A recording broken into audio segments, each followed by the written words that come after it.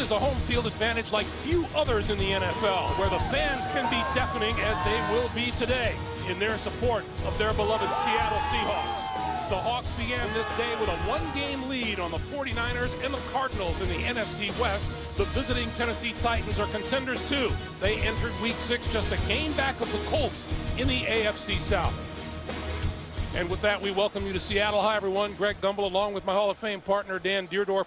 Plenty of discussion about the young and talented quarterbacks around the NFL. You can't have that discussion without the young and talented quarterback that plays here in Seattle. Russell Wilson is his name. Number 3 is his number, and he is special.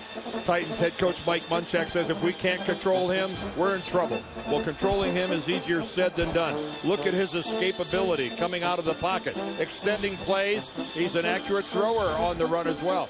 And he's got a strong arm. This former baseball player, when he decides to wing it, he can let it go. Look at this, breaking out of the, but this is basically pretty much just a wrist throw, and it's right on the money. But what he could really do is run. He's run for over 230 yards already this season, Greg, and when Russell Wilson gets outside the pocket, heads upfield, the chains move. Now, this stadium is a tough enough place to play anyway for visitors. For the Tennessee Titans, it'll be even tougher if they can't figure out a way to run against the Seattle defense. Well, it's hard to imagine a way Tennessee wins without running the football better than they have been. And that guy, Chris Johnson, remember, over 2,000 yards in 09. He's averaging only 3.1 a carry. A revamped offensive line, they need work. I want to remind you, this game is being broadcast in Spanish where available using the SAP button on your television. The Seattle Seahawks have won the toss. They will defer, which means that they will kick to the Tennessee Titans. The Titans, 3-2. The Seahawks, 4-1, and Darius Raynaud is deep for Tennessee.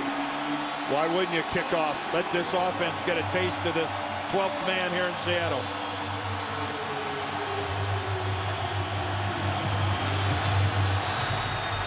We are underway. Raynaud, very deep in his end zone. He's going to run it out.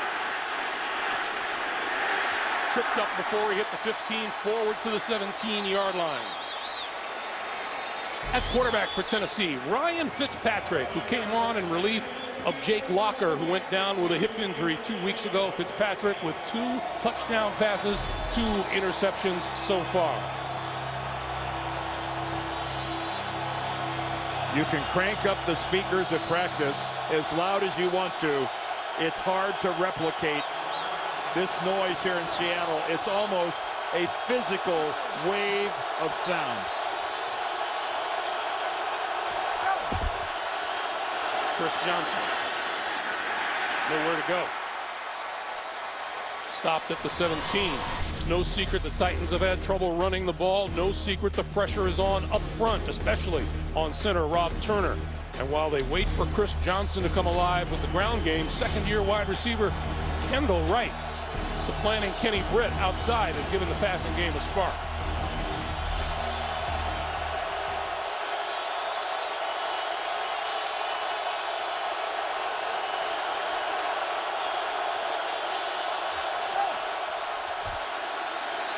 Fitzpatrick with time going to tuck it and run.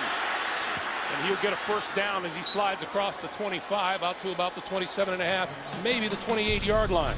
Seattle's defense has forced 15 turnovers. That's tied for best in the NFL. Chris Clemons on the outside with a pair of sacks. Seahawks are missing middle linebacker Bobby Wagner with a sprained ankle. KJ Wright moves into his spot. And an active, hard-hitting secondary, the most vocal of the group, Richard Sherman, who has 2 interceptions, one of which he returned for a touchdown.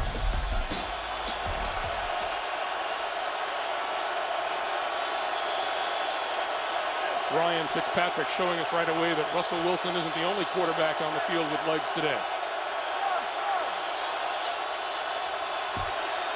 Lost the handle on the football, had to fall onto the 25-yard line off the high snap. Well, Rob Turner again, the center on the shotgun snap. There's, you know, it's a little high, but I don't think Ryan Fitzpatrick had to jump off the ground and handle that ball the way he did. I think that was a little bit of an overreaction. That ball was, I've seen a lot higher that are fielded cleanly. 2nd and 13. And Fitzpatrick fighting the crowd. Play fake with time and underthrew to Johnson out of the backfield. Well, Chris Johnson last week scored on about a yard-and-a-half pass. And again, I think Tennessee realized that we just got to do all we can do to try to get Chris Johnson the football. Whether or not it's in the passing game, the running game, you have got to get this guy untracked.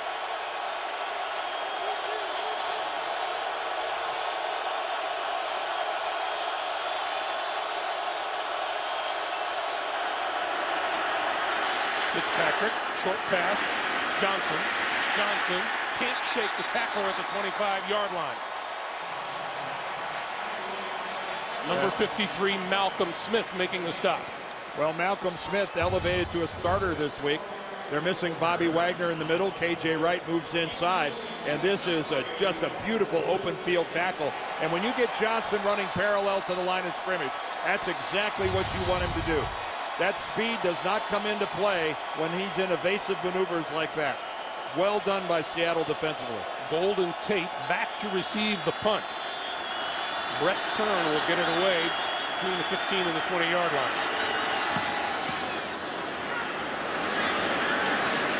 Fighting the sun, Tate has it. And is spun down just at about the 30-yard line. Russell Wilson will take the field for the first time when we come back to Seattle after this.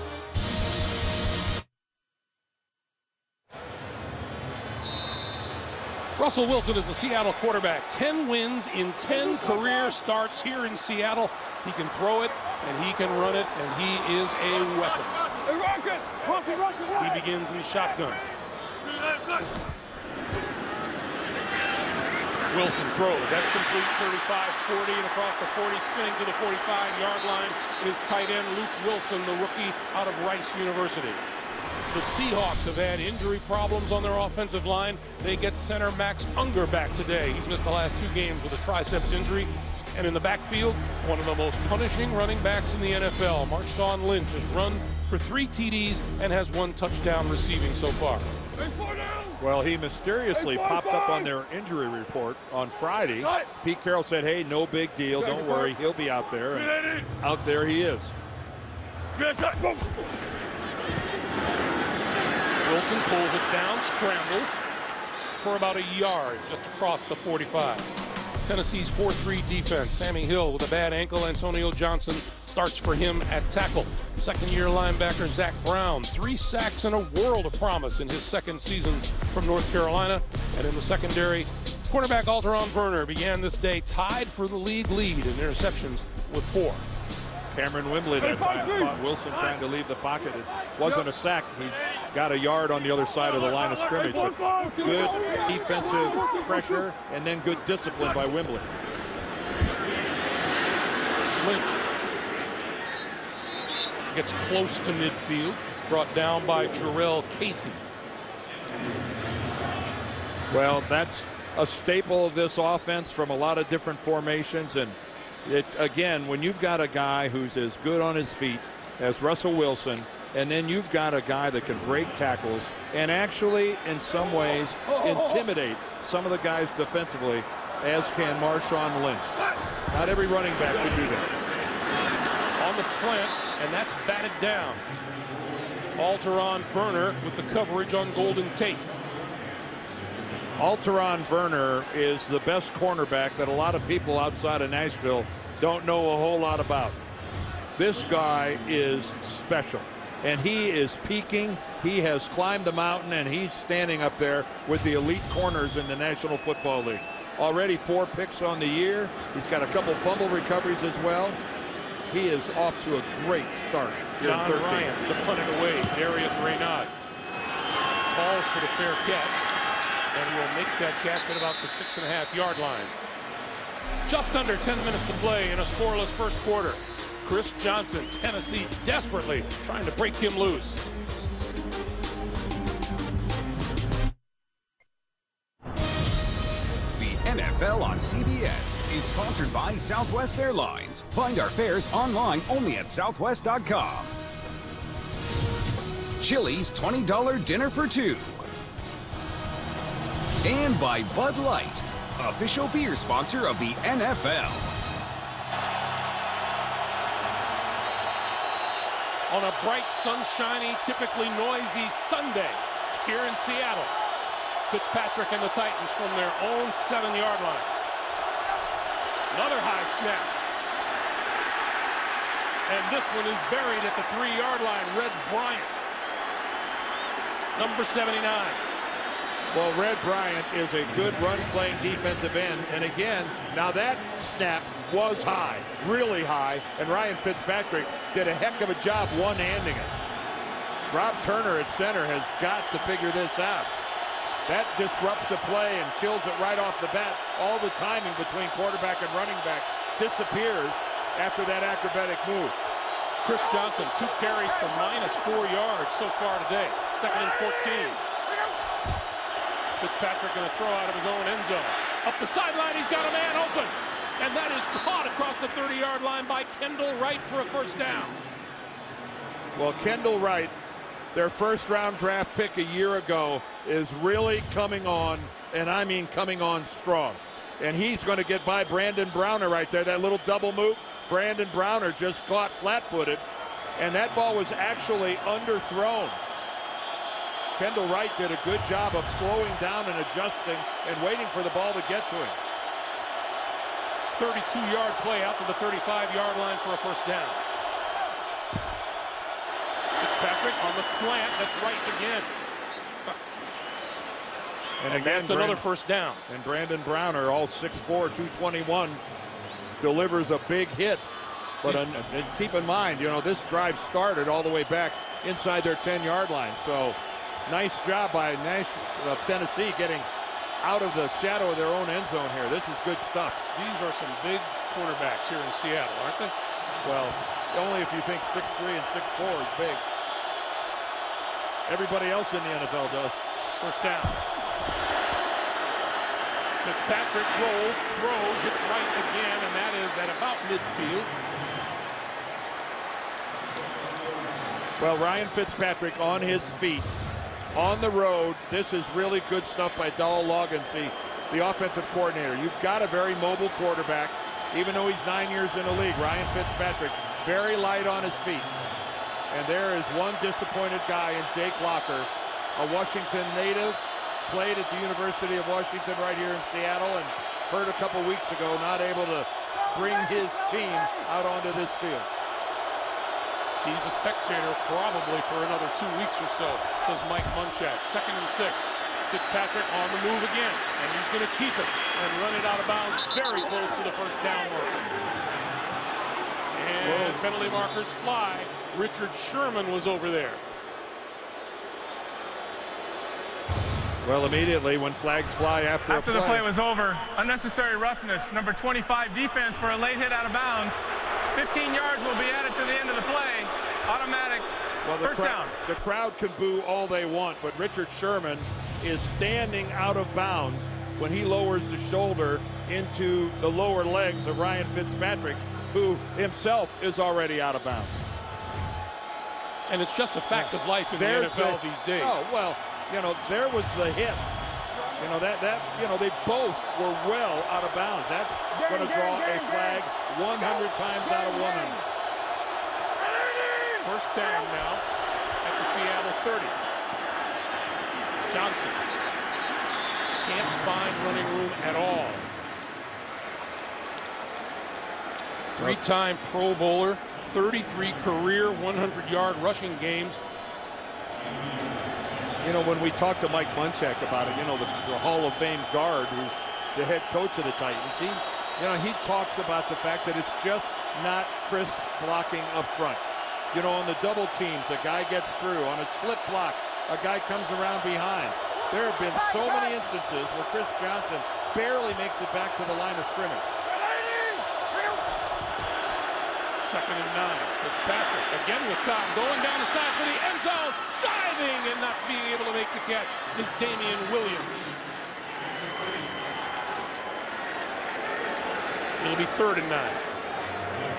Well, that actually looked like a pretty good throw by Ryan Fitzpatrick. It was, You know, the coverage underneath by Browner is pretty darn good. You can see he's got a hand on him. And Ryan Fitzpatrick knew he was going to get hit as he delivered it. That time by McDonald. But it was, all in all, a pretty accurate throw. 3rd and 9. Fitzpatrick needs the 20-yard line for a first down. Running out of time, crossing, complete, and reaching for first down yardage. Can he get there? The 20-yard line is Justin Hunter, the rookie from Tennessee. Well, when Justin Hunter breaks the first tackle, it looked like he was going to cleanly be able to pick up the first down. Good job of coming back for the ball.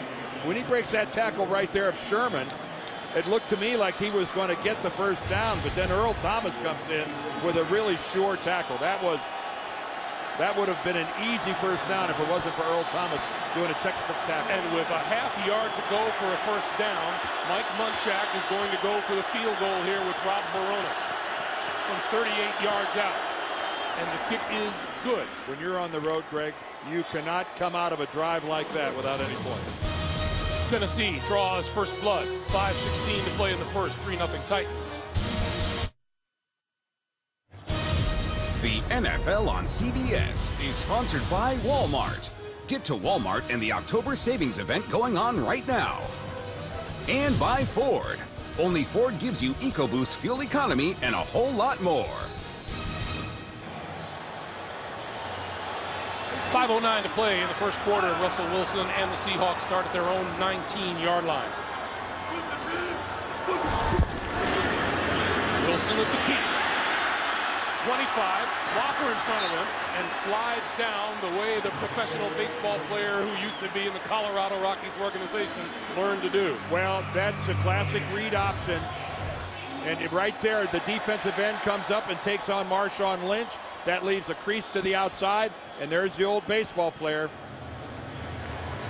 Russell Wilson, I'm telling you, you see a lot of quarterbacks in this league that do some god-awful looking slides. Downright ugly. Yeah, he's not one of them. That was a textbook look at the read option. The end crashed. He kept the ball and got outside. From the 32. Out to the 35-yard line is Marshawn Lynch. Zach Brown making the stop, and we talked about the weapons for the Seattle Seahawks. How about this home field? What a weapon it is. The longest active home win streak in the National Football League, 10 straight games. You know, Greg, I've always found out that a loud crowd only counts for something if there's a pretty good home team playing there as well. That always helps, yeah. It's 2nd and 6, the pitch to Lynch, left side, looking for room, and it is run out of bounds. Looks like a little bit shy of the 4-yard line by Mike Martin and Antonio Johnson. The one thing about the Seahawks, they have a disappointing loss last week after winning 4 games on the road. They lost at Indianapolis. They didn't play very well. They gave up some big plays. But they come back home where they've got this long winning streak. They're like a 2-touchdown favorite over the Tennessee Titans. And it would be a mistake to overlook this Titans team. This is a pretty fundamentally sound football team that Mike Munchak is fielding. 3rd and 3. Wilson, quick pass, slant, incomplete. In and out of the arms of Golden Tate. And there's Werner again. There's Alteron Werner locked up on Golden Tate. It's just a quick slant, and look at his closing ability. He gets in there maybe a tad early, but don't all good cornerbacks get there just a tad early. Boy, you had to like Alteron Werner, and we talked to him last night. He says I look at Russell Wilson, and he looks like he's playing a video game out there. Well, he is one smart guy. We'll get into that later, but Alteron Werner, brilliant. Darius Reynolds says, let this one bounce. And it takes a Tennessee roll, and down to the goal line, and it's a touchback. It looked like his right foot hit the goal line. That was Jeremy Lane could not hold up short of the goal line. He's got a beat on this ball. Yeah, no question. Jeremy, take it and throw it out of bounds.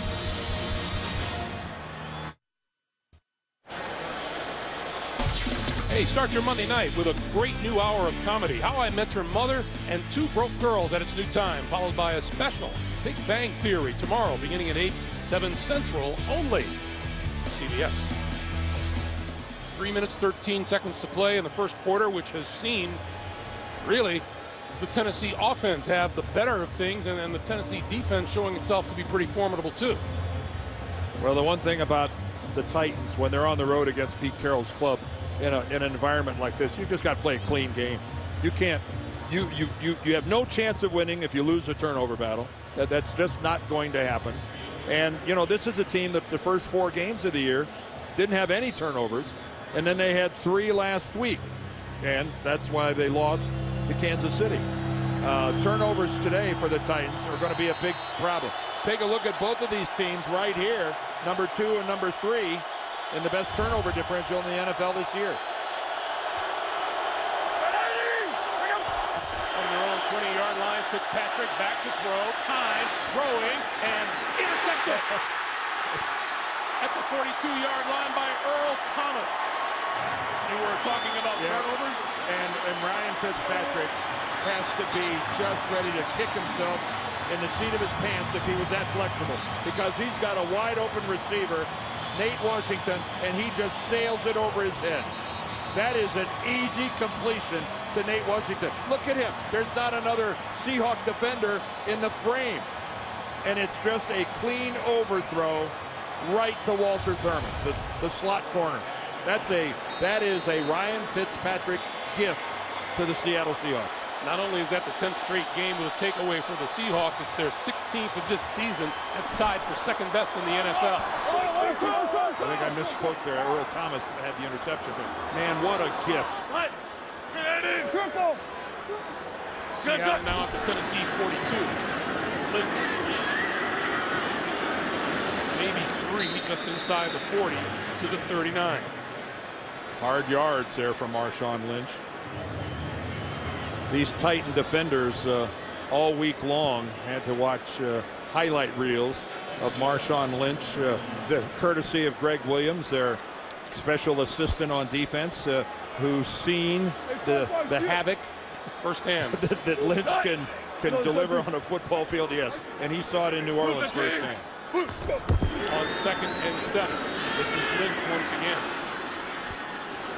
And that's to the 37-yard line. This is what they were looking at all week long. Well, against the New Orleans Saints in the playoffs, in the wild card game in 2010, I think every single person on the Saints defense had a chance to bring down Marshawn Lynch, and he just went right through every one of them. And these players have had to look at those and other that run and other runs ad nauseum all week.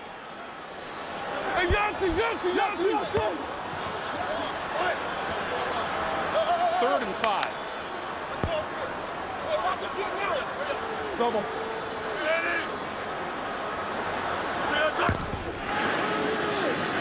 Wilson under pressure, escapes right up the middle and sliding down to the 25-yard line for a first down. You know, Greg, when you look at that, you know, the technical thing to say is empty backfield. Holding. Number 77 offense. 10-yard penalty. Repeat third down. It's coming back because of the holding call on James Carpenter, the left guard. #1 pick of a couple years ago. But, you know, you could call that an empty backfield. But when you have a quarterback that can run like Russell Wilson, there's really a running back there. It's just that the running back and the quarterback are wearing the same number. What a luxury it is to have a guy that can take off like that. Now, it didn't count because of the hold. But everybody on the defensive side of things knows they were fortunate. He did run for first down. You know he can run, and yet when we talked to him this week, what did he say? He's constantly working on his footwork. Now a 3rd and 15. Wilson flipping to Lynch out of the backfield, and Lynch back to about the original line of scrimmage at about the 42-yard line. It'll be a 4th and about 10. That was a very costly hold on Carpenter. Who knows where this drive would have ended up without that holding call, but now we know how it's going to end right now in a punt.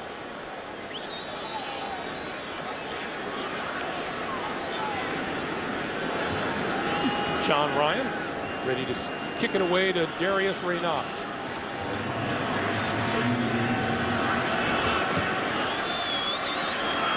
And this one will float down at the goal line and bounce back at about the 4, and it is ruled a touchback. That goal line is being very favorable to the Tennessee Titans. Kicks up the chalk. I don't think there's any doubt about that. That made the call pretty easy for the official. Where is John McEnroe when we need him? Yeah. Chalk flew up. If the chalk flies, it's in the end zone. Ryan awfully close to having 2 big plays inside the 5-yard line. And Jeremy Lane involved on the special teams play both times. 31 seconds remaining here in the first quarter. From the 20-yard line, this is Johnson. And Johnson for about 2. And we will see if that is the last play of this first quarter. And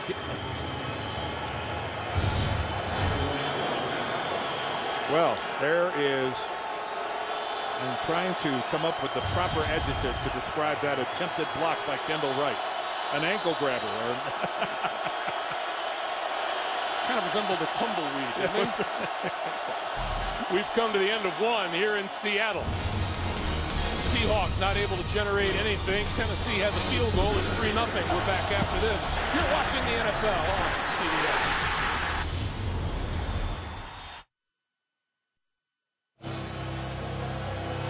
Ready for the start of the second quarter. Ryan Fitzpatrick with 16 rushing yards to his credit and 5 of 8 for 57 yards throwing. And 1 overthrow, which cost him an interception. But in the good news department, didn't cost him any points. On 2nd and 8. Looking for running room is Chris Johnson. And Johnson across the 25 to about the 26-yard line.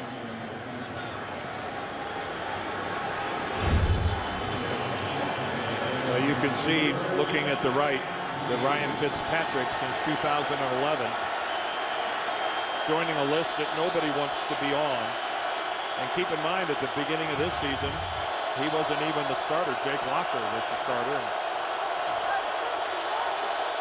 Nobody wants to be on that page. 3rd and 3. Fitzpatrick. Can he find enough running room? He gets the first down across the 30 to about the 31-yard line. And you know, Jake Locker, who Fitzpatrick is filling in for, can really run. He's an outstanding runner and had a lot of success doing it early in the season before he got hurt in the game against the Jets.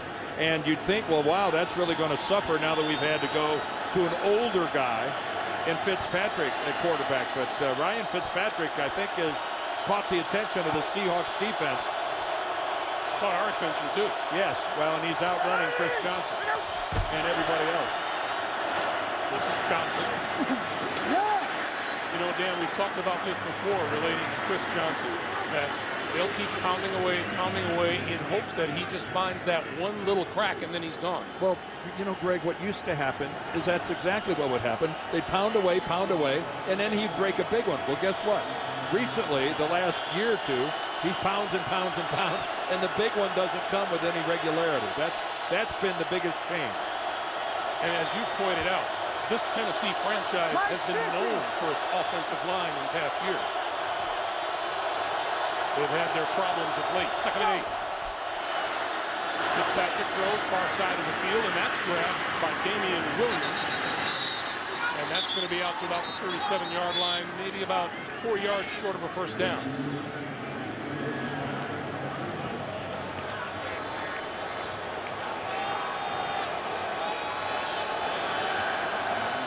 Think about a throw like that with Fitzpatrick. You got to be careful. He had his back turned and does a 180 to throw that out there. If a corner guesses, that's a pick 6. Seattle fans to their feet and vocal.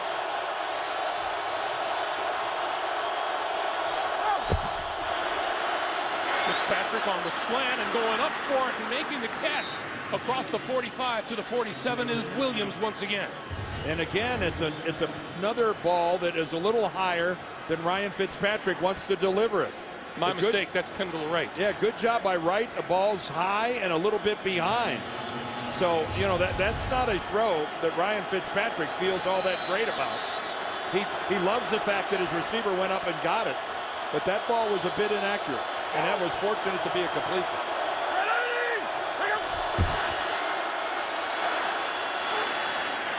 Still nothing breaking free for Johnson.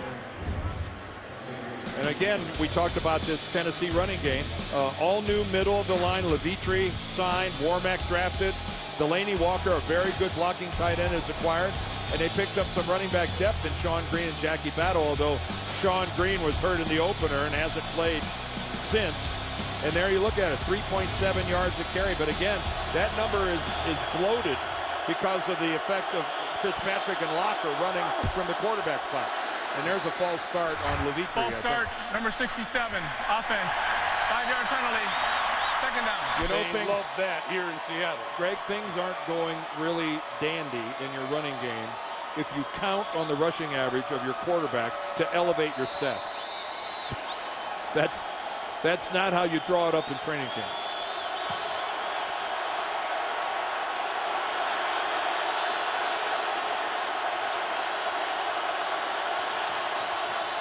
The tackles are the ones that are stretched. Their auditory skills are stretched the most. They can't hear anything. All silent. Fitzpatrick had the point down, and he goes down. Chris Clemens, Jordan Hill in on the Tennessee quarterback.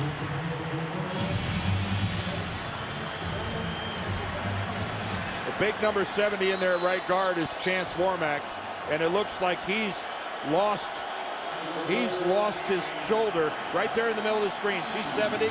Clemens gets underneath him. As big as Warmack is, Clemens, a much smaller man, won the leverage battle, got underneath Warmack, and drove him right back to the quarterback on skates.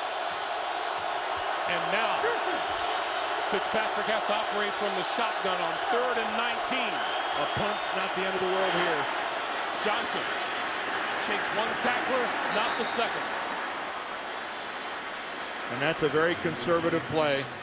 The old adage that any drive that ends in a kick is really a pretty good drive, meaning there wasn't a turnover involved or you scored. But what they were facing, a punt, was almost inevitable. Golden Tate back inside his own 10-yard line.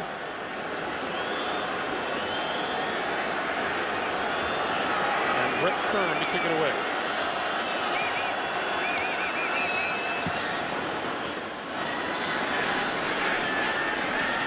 Tate from the 15.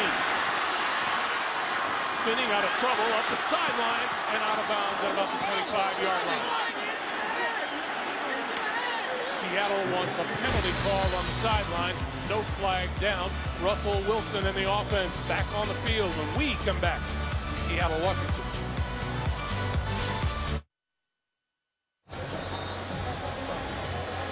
Welcome back to the Great Northwest, everybody. Watch at the end of this. Golden Tate's going to be out of bounds. There's the primary tackle, but right here, number 14, Michael Preston comes in and puts a forearm right onto the helmet of Golden Tate. That should have been flagged for a penalty. That should have evened the score. Richard Sherman got flagged earlier for hitting Fitzpatrick. That should have evened it up. Russell Wilson on the move, throw, complete, the 30-yard line. Golden Tate shakes one tackler and moves for a first down across the 35 to about the 38-yard line. Well, when you've got a quarterback that is so good on his feet, good ball fake, and again, breaking contain, it's just an easy pitch and catch. What I really like is Golden Tate at the end of this thing, how he makes Moses Foku miss and picks up some extra yardage. Golden Tate, for a bigger guy, you know, I mean, he's over 200 pounds, but he moves like a guy that's maybe in that 180 range. He's got some nice shiftiness. Move the team. Move. Wilson over the middle. That's complete. Lynch across the 45 to the 46-yard line. That'll be 2 yards short of a first down. Also, by the way, crystal clear sunshine here today. It is. We're in Seattle. It's not raining. Check it out. Just an absolutely perfect day for football. A little chilly. Well, you know, Greg, they never take the broadcasters into account when they talk about the weather. Trust me, the players are enjoying this upper 50s, around 60. They're liking this very much. 2nd and 2. Lynch. Oh, stood up and then pushed back. So it looks like he lost a couple back to about the 44. Well, you know, this Seahawks offensive line, they've been having issues of their own. And let's make no mistake about it, as we look at Sweezy getting beat there on his block. But Russell Okung is still out. He won't be back until later on in November. Their right tackle, Giacomini, he's out. You know, hopefully he'll be back in a week or two. And they just got Unger back today. So they've been playing shorthanded this season so far. Seattle 0 for 3 on 3rd down today. Wilson on the move. Gonna run it. And will get the 1st down and then some. Out of bounds at about the 45-yard line. 1st down, Seahawks. And again, we're seeing both quarterbacks in this game today just move the chains by getting outside the pocket. But you can see right here, Russell Wilson, and boy, didn't he pick up a nice block downfield that put 2 Titans on the ground. When you talk to Pete Carroll about Russell Wilson, you know, mostly when you talk about a second-year quarterback, you hear things like work in progress, and what does Pete Carroll say? He's always right. You don't hear that about a second-year player. Wilson skips out on 1 tackler, throws to the sideline, and that is caught by Golden Tate. And again, Russell Wilson extending the play outside the pocket. And boy, does Golden Tate go up and get that.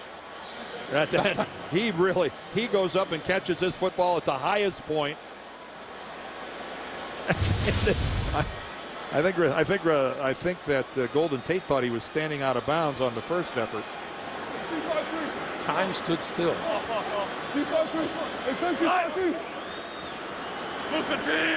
On 2nd and 2, Wilson pulls it back and throws over the middle and through behind Lynch, his intended receiver. It'll be 3rd and 2. Well, Russell Wilson, he's just not doing this running thing today. Week 4 at Houston, he ran for 77 yards, including a 25-yarder. Last week at Indy, he ran for 102, which was a career high for him in his very young career. And already today, we see Russell Wilson. He's already run for 26 yards, and more importantly, has been very effective in picking up 1st downs. He's run for 26. Fitzpatrick, the Tennessee quarterback, has run for 20. 3rd and 2. Lynch, inside the 30, inside the 25. He's going to be marked down back at just about the 30-yard line. Oh, but the crowd doesn't care where they're going to mark this. They love the effort. Marshawn Lynch will run through some tackles. Yep, you can see his left knee. Yeah, that's a good spot by the official. He's down right there. But he gets back up. Moses Foku with the hit that put him on the ground. God, you got to love the effort, though, by Marshawn Lynch. Lynch now to the sideline. Robert Turbin in the backfield on 1st down. Nice mix of run and pass on this drive. Wilson with time. Over the middle. Got his man inside the 10. Inside the 5 to about the 2 is Doug Baldwin.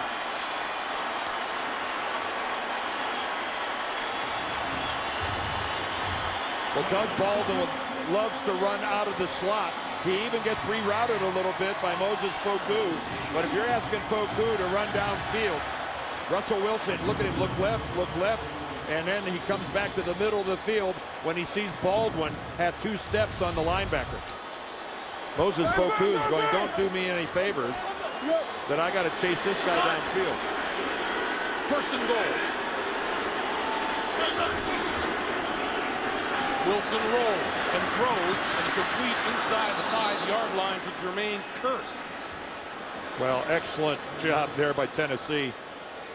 They rolled up on that side. McCourty, who's a really solid corner in his own right, over on the other side. He breaks off, comes up. He's got the first grab. Bernard Pollard follows up, and I'll tell you something. This secondary for the Titans with Michael Griffin at safety, Werner and McCourty at the safety. I know all the publicity belongs to the group here in Seattle. Don't sell that group short. They're awfully good. It's one of the best in the AFC. 5 minutes, 71-yard drive. This is Marshawn Lynch, and Lynch will be brought down at the 2, maybe the 1. So now we come to 3rd and goal. Well, you know, you've got two options here if you're Pete Carroll.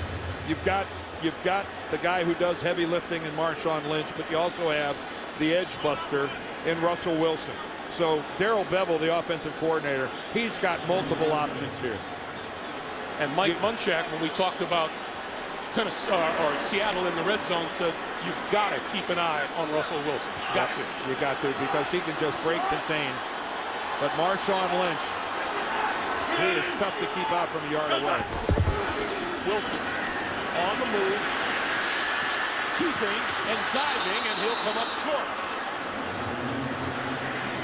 And again, kudos to Jerry Gray, and kudos to Greg Williams over there on the other side. And Pete Carroll's got a tough decision right now. Well, you're the home team, though, and I'd say odds are on his side. Yeah, I would say, you know, you're going to make Tennessee go 99 yards if you don't get it in. And you know what? The players will tell you, if we can't get it in on a couple of shots from the 1-yard line, well, then shame on us. 4th and goal from the 1. Marshawn Lynch, Derek Coleman in the backfield. Lynch.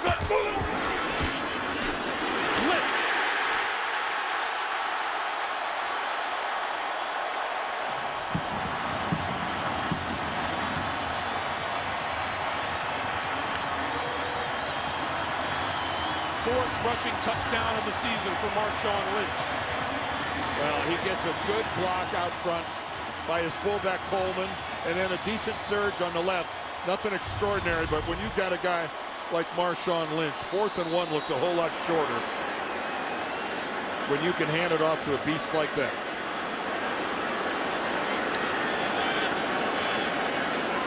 Stephen Hauschka with the extra point. 6 minutes, 42 seconds off the clock, led by Russell Wilson. The Seahawks come back and grab the lead, 7-3.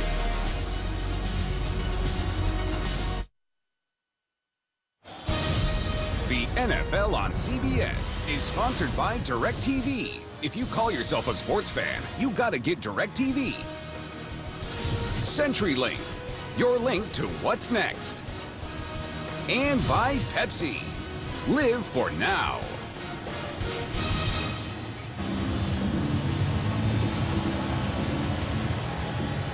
Tonight on 60 Minutes, a 15-year-old boy who may have come up with a cancer breakthrough. Plus, one of the great untold human rescue stories of the 20th century on 60 Minutes. Tonight, only CBS.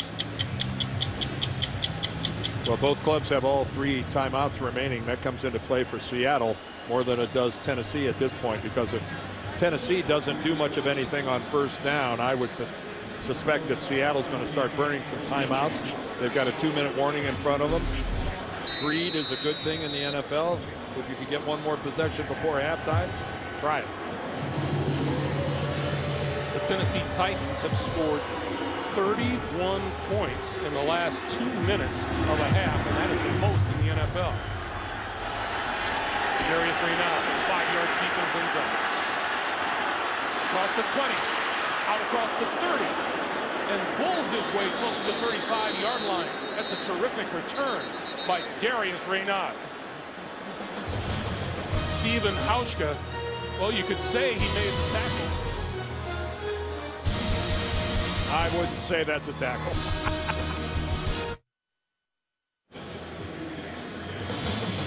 If you're a fantasy football fan, check out CBSSports.com Player Challenge, a new 4-week game with a cash prize in every league. See rules and sign up at CBSSports.com/challenge. Well, Stephen Hauschka was down for a while. You could see his head snapped pretty violently, and there's got blood coming from his nostril.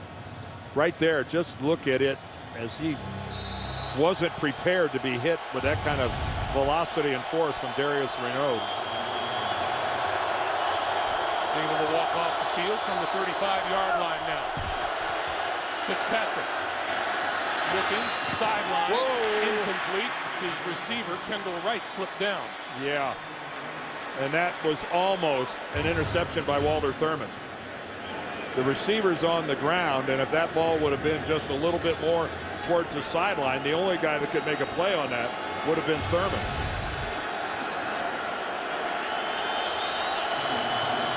Now, what did Kendall Wright tell us yesterday? Their defensive backs hold win on every single play. On every play. Every single play. They weren't shy about saying it either. No. 2nd and 10. Chris Johnson left side. Across the 40 to about the 42. Chris Clemens making the stop as we wind our way towards 2 minutes to play. Well, I think Pete Carroll at this point in time with the yardage picked up is going, well, I'll trade off these remaining 15 seconds to keep one of those timeouts in the bank.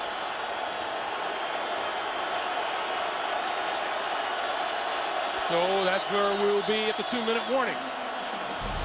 2 minutes to play here in the first half. Seattle with a 7-3 lead.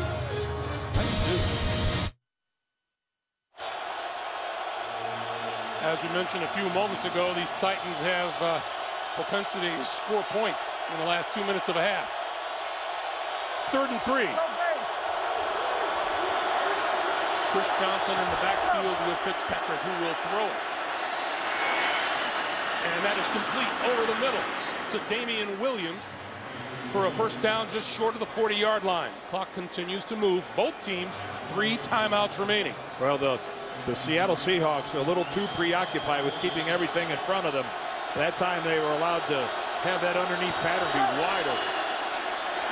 Fitzpatrick coming this way, and that one's completed about the 36 to his tight end, Delaney Walker. First time he's been targeted today. Meanwhile, on the sideline. Well, when you see a guy's head snap that violently, the first thing you think of is, did he get concussed in the process? And you can see they're tracking his eye movement right there. Fitzpatrick almost picked off at the 30-yard line.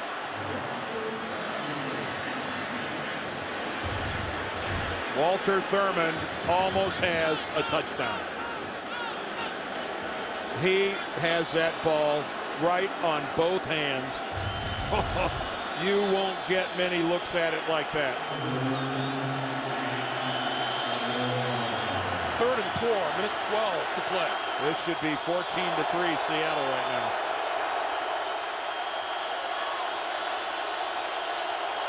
And we get a timeout taken by Seattle. Seattle uses a timeout here. And we'll take a timeout as well. We'll be back. The NFL on CBS is sponsored by Samsung Smart TV. TV has never been better. And by State Farm. It pays to double check.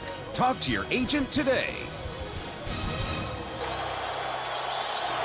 Just a reminder, the Verizon Halftime Report coming your way. JB, Dan Marino, special guest Bart Scott. All the scores and highlights coming up on the Verizon Halftime Report. 3rd and 4.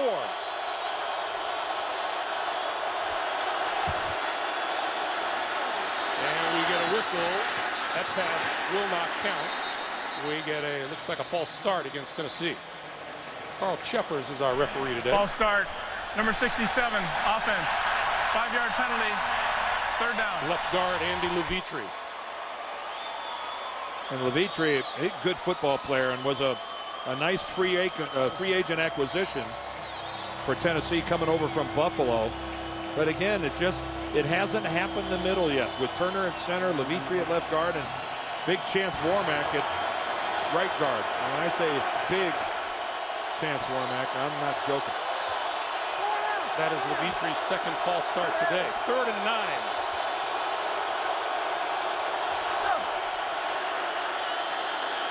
Fitzpatrick under pressure and goes down. It was going to be a long field goal, and now they're completely out of field goal range. Michael Bennett gets around the edge right at the bottom of your screen. He puts a really nice stutter move on David Stewart, the right tackle, and down Fitzpatrick goes.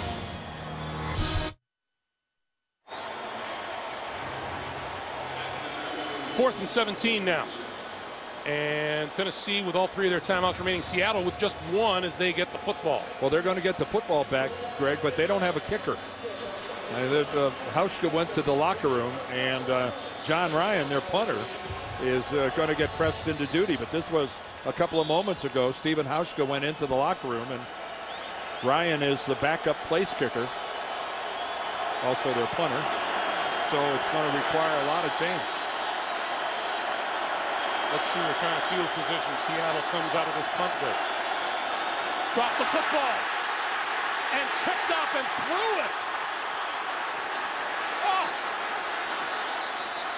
Well, we said earlier. This is whistled down back here. That's not going to be advanced.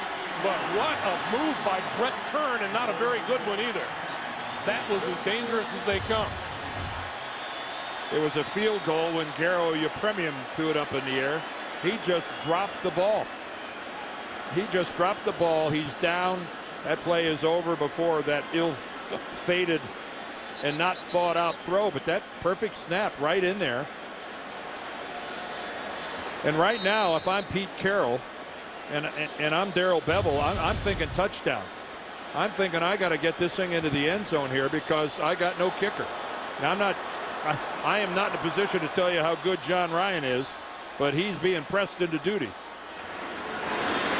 Russell Wilson, quick pass incomplete. Intended for Sidney Rice. 51 seconds on the clock. Well, that's where you read the coverage, and looks like Moses Foku is down on the ground. The middle linebacker for Tennessee.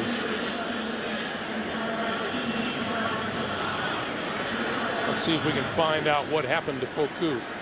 He's their second leading tackler. There he is, looping around, coming up. Well, he ends up getting kind of thrown to the ground by J.R. Sweezy, the right guard. It didn't appear to be any sort of a hard landing or anything anything abnormal. An intriguing young man to talk to. Oh, he told us his name is really pronounced Moise, but rather than have people mispronouncing it left and right, he just said, just call me Moses. As I asked him, I said, how many times in your life have you had to say it's pronounced Moses? And he said, well, I just basically have fallen into that habit because it's easier for everybody else.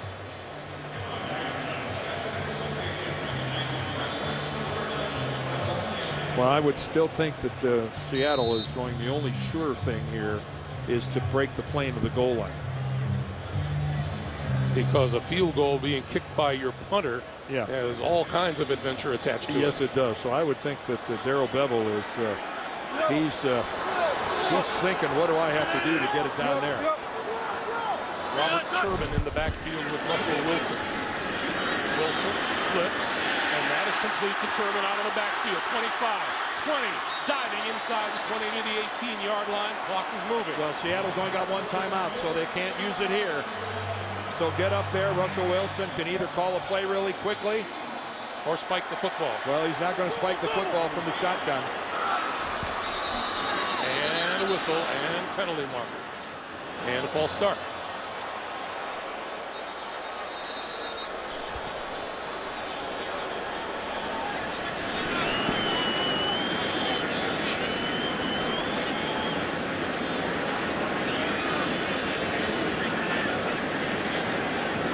Jeffers having a conversation with Pete Carroll before making the call. Ball start, number 77, offense. A foul like this inside of a minute with the clock running requires a 10-second runoff. Seattle is avoiding that by using their third and final charge timeout.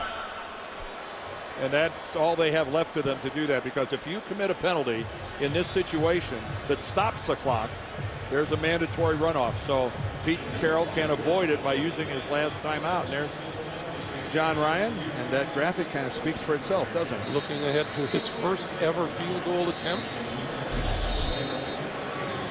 Again, I think we're going to see the Seattle Seahawks trying to get into that end zone, running some deeper patterns or something underneath with a catch and run possibility. On 1st and 15, Wilson inside the 20-yard line to Baldwin, and Baldwin finds the sideline and gets a penalty marker thrown. Well, smart move by Doug Baldwin heading for that sideline. Did he get a face mask or a slap to the head? Personal foul, face mask, number 30, defense. Half the distance to the goal, automatic. First down.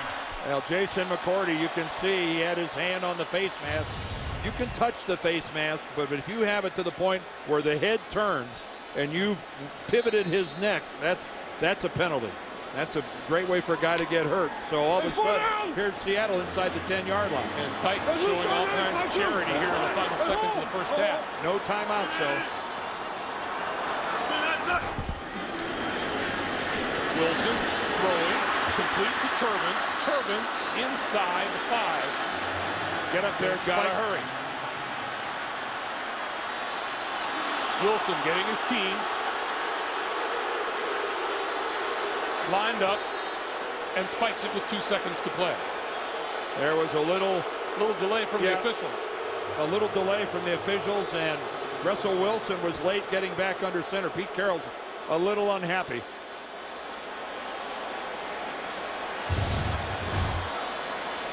Russell Wilson still has the football, but he flips it. He flips it to the umpire, and the umpire mishandles the ball. That's just part of the game. Russell Wilson should have handed it to him to make sure that it could get up there quickly. So now here is John Ryan, the punter, from 22 yards out. Never got it off. Loose ball. Picked up by Tennessee's Jason McCourty. McCourty down the sideline. Oh, my goodness. Well, holder, Chris Maragos, he mishandles the ball. It's a good snap. So keep in mind that Ryan is the normal holder, and this time Maragos, who's pressed into service as well. Really on the field as the ball was alive. Recovered by the defense, run in for a touchdown. That previous play is under review. The only question is whether or not he was down by contact, but did he have possession of the football? There's no question that Maragos is on the ground. Picks the ball up there, drops it. When does he go down? Oh, that's what they're going to look at. They're going to see if Maragos if his knee touched the ground before he lost control of the football.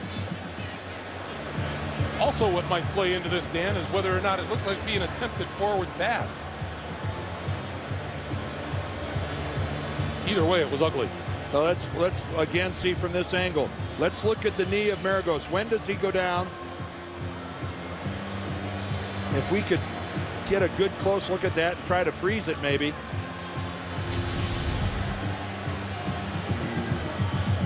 That is Maragos pressed into duty because the regular holder was attempting the field goal. That's Ryan. All right, let's look at it really closely here. Maragos, there's the knee. Oh, that is so close. Keep in mind the ruling on the field was that it was a loose ball, and the ruling on the field is a touchdown. So Carl Cheffers is going to have to see indisputable visual evidence. Again, it's the left knee. It's the left knee. Where is that left knee on the ground? And the ball being batted from behind by Jason McCourty, who then picked up the loose ball. The knee looked like it was almost on the forearm of Michael Griffin. Boy, you talk about close splitting hairs on a replay. And again, it's got to be indisputable to overturn it. After review, the ruling on the field stands. Touchdown. Carl Cheffers saw no reason to overturn it. Well, you notice he didn't say confirmed. It stands because he just did not have visual evidence on a scale that would have turned that over. So, Greg, I think you used the word adventure talking about a potential field goal try by the Seahawks, and it most certainly was. And Jason McCourty returned it 77 yards to give Tennessee the lead. Rob Baronis will send the Titans to the locker room with a 3-point lead at halftime. Once again, Tennessee strikes in the last 2 minutes of a half. Far from conventional, but whatever works. That's the end of the first half with the score 10-7 Titans. Jason McCourty for 77 yards. The Verizon halftime report is next after this message and a word from your local station.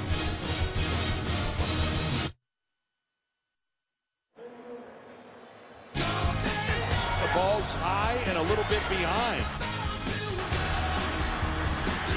Over the middle, got his man, Doug Baldwin. Loose ball, picked up by Tennessee's Jason McCourty. Welcome back to Seattle, everyone. 10-7 at halftime.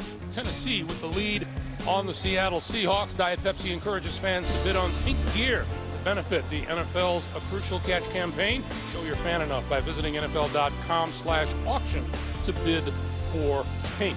Greg Gumbel, Dan Deerdorf, we approach the second half in Seattle. We'll get the football first. What a perfect storm of horror for Pete Carroll. It's why coaches stay awake at night, because take a look at what happened. First of all, Stephen Hauschka gets injured on trying to protect on a kick return. So went downhill from there. Exactly right. There's where Hauschka gets hurt by Darius Renaud, and he ends up going into the locker room.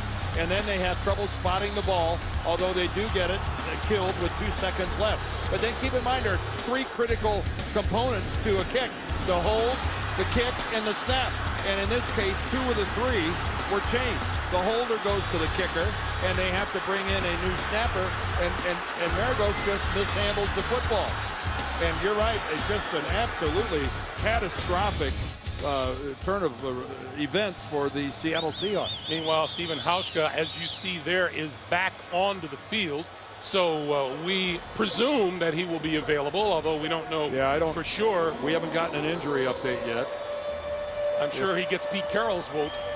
Well, you know, and again, we don't know exactly what it was, but if it is anything that might be related to a concussion, that's in the hands of the medical staff, not the coaching. All right. Hauschka is okay and will play. This is Jermaine Kearse running it out of the end zone for the Seahawks. To the 20 and out to about the 23-yard line. Take a look at some halftime numbers. Well, hardly an offensive explosion. 121 total yards for Tennessee, only 153 for Seattle. Each team had a takeaway, but the interception that was thrown by Ryan Fitzpatrick didn't cost Tennessee any points. You know, we talked about Tennessee having to play a very clean ball game to win on the road against a really good team in the Seahawks and in this noisy stadium. And what's the wild card a lot of times? It's a special teams play. Well, Tennessee comes into this game in 9th ranked defense in the league. Seattle, the 6th best. Little mix-up on the snap.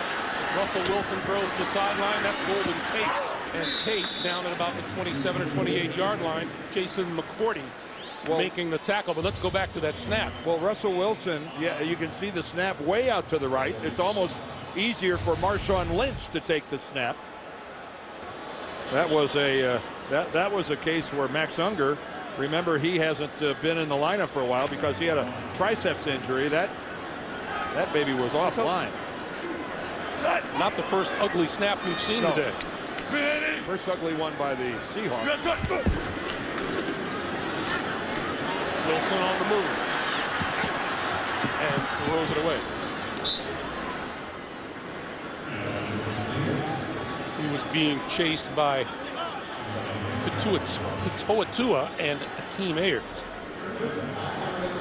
It'll be 3rd and 5 now. I think it's the football IQ of Russell Wilson when he's outside the pocket. He just doesn't very often make bad decisions. He's very mature, unrattled. Pete Carroll just goes on and about the quality of his decision making. Yeah, friend and foe say that he never gets rattled. Never. Always under control. 3rd and 5. Wilson with all kinds of time, and is going to run it. and diving for first down yardage and has it at the 34-yard line. So Wilson makes it happen once again with his legs.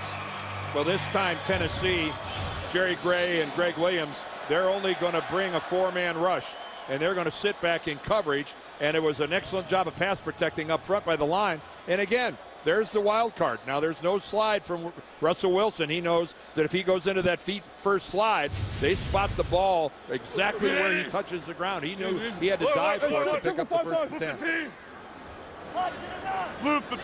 Now from his own 34, this is Marshawn Lynch. And Lynch across the 35 and bowls his way out to the 40.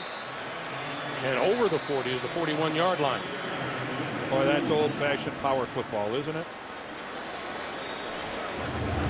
It's Lynch in his 7th season out of California. Who was it, Dan, who told us yesterday that Pete Carroll seems to grab everybody who comes out of the Pac-10 for his roster? And there's Tom Cable, the former head coach of the Raiders, who's now the offensive line coach here in Seattle. One of the best offensive line coaches in the game. That quick pass doesn't work. Golden Tate is cut down almost immediately by Cody Sensabaugh.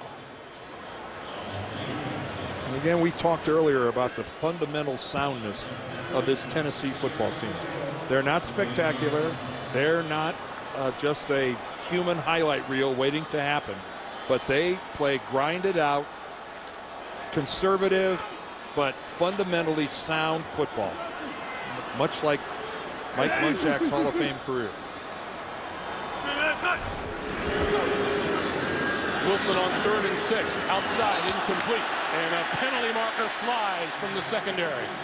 Sidney Rice covered by Alteron Werner. And we talked in the first half about the quality of the play of Werner. Prior to the pass, holding, number 20, defense, 5-yard penalty, automatic first down. Okay, Sidney Rice, a big physical receiver. And he was, was there contact after the 5-yard mark? Yeah, there was. I think we've also seen that at times to look like a routine play. So a new set of downs for Wilson now. Rolling, throwing, sideline. That's complete. Loose ball. Loose ball covered at the 45 by whom? Well, and a penalty marker is down. Penalty marker goes in. Sidney Rice had the football.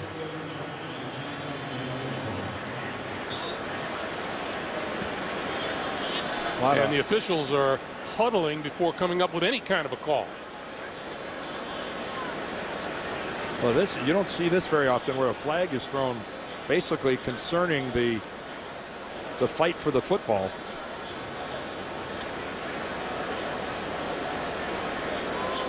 Here's Carl Cheffers. Ruling on the field as the ball was fumbled. It was recovered by the defense. Dead ball foul after that recovery, number 73 of the fumbling team. That 15-yard penalty will be added to the end of the play. First down, Tennessee. Wow, everything went against the Seattle Seahawks on this play. Well, everybody wants to know, with Sidney Rice down, what is he doing with the football? Covered by the Titans, and then add 15 for the penalty. Like all turnovers, there's an automatic review process. Sidney Rice, though, takes the ball away from his body.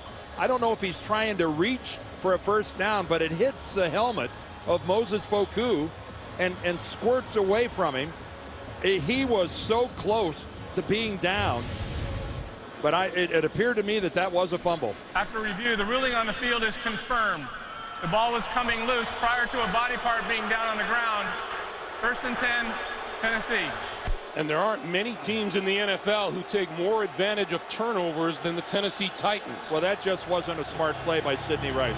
I know you're trying to make a play for your team, but how many times have we seen it? You take that football away from your midsection, you reach it out, while you just hang a big neon sign on it that says, "Come and get me." So now Fitzpatrick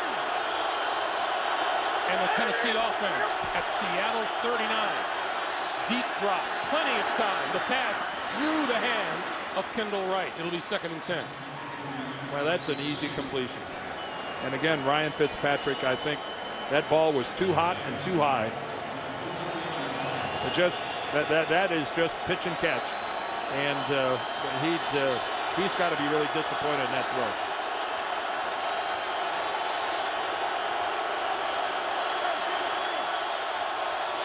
They're at full throat. Hey, 50-50. Chris Johnson. And Johnson squeezes through for a couple to about the 37. You know, again, pretty much the story of the day for Chris Johnson, averaging like 2 yards a carry. Nobody lighting it up yardage-wise, either running it or throwing it. As you look at the numbers and you hear this crowd, Ryan Fitzpatrick said sometimes it's a little tough to communicate with everybody in the huddle when this crowd gets going. 3rd and 8.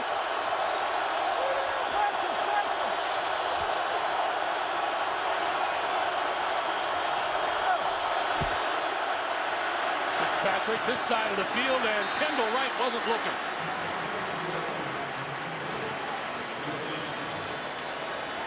Well, a young receiver is Kendall Wright in his 2nd year, and Ryan Fitzpatrick this time delivers, I think, a pretty decent pass, although again, it's back behind him.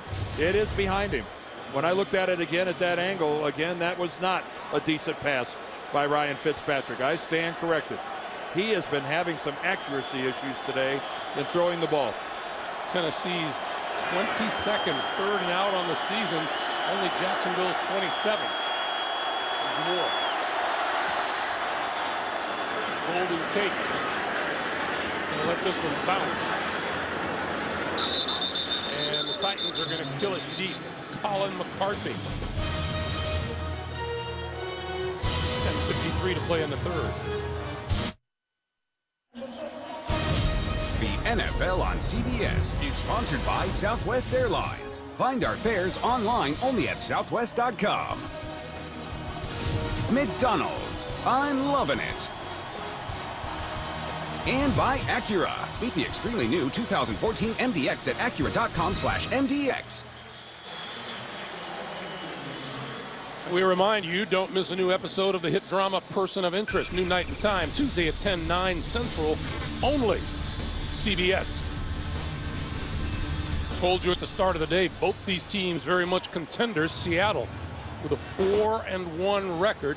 San Francisco with a slight lead over Arizona this afternoon. Meanwhile, in the AFC South, Tennessee starting the day a game behind the Indianapolis Colts. How about everybody in the NFC West being at 500 or above? And the Colts, by the way, if you're wondering, if you're looking for their score, look for it tomorrow night. They play the Chargers. First down from their own 12-yard line.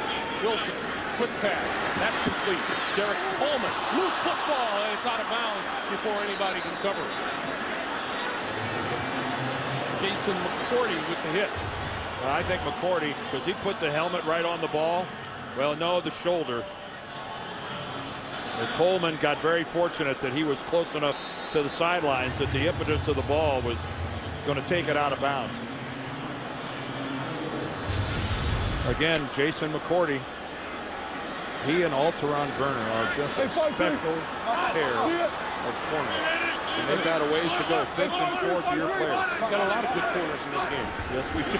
On 2nd and 4, Marshawn Lynch. Lynch to the 30. Across the 30 to the 31. And a Seattle first down. Well, Marshawn Lynch goes right over the top of one of the big hitters in football, Bernard Pollard. Watch Bernard Pollard. He's got him lined up, number 31. You see him right there? Look at that move by Marshawn Lynch. Obviously, there's a lot more to Lynch than just power. And no wrap-up by Bernard Pollard. He'll kick himself for that. Went for a block instead of a tackle. This is Lynch. And Lynch. Or they doesn't stop. He jumps about the 34. Looked to be stalled at the line of scrimmage. Defenders are over there going, why won't you just go down? Not in his DNA, is it? No, it is not. What a trade. What a trade it was with Buffalo during 2010 season that brought Lynch here to Seattle. All he did was spin off 1,200 yards in 11 and nearly 1,600 last year. He takes a break. Robert Turbin in the backfield on 2nd and 7. Play fake. Wilson throwing. That's complete. And hit almost immediately after making catches with rookie tight end Luke Wilson. And Alteron Werner was there to make that play. And if there's something that these corners do well, it's not just cover. We've seen some really nice run support by these guys today. We've seen some great form tackles from Werner, from McCourty. We've seen some on the other side too. 3rd and 3.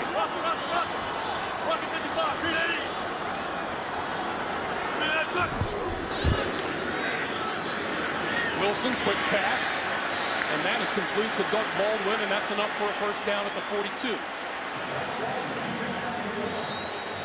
Nothing spectacular there other than the fact that it moves the chains. Russell throwing that football right on the right number. And again, Baldwin out of the slot is a tough cover.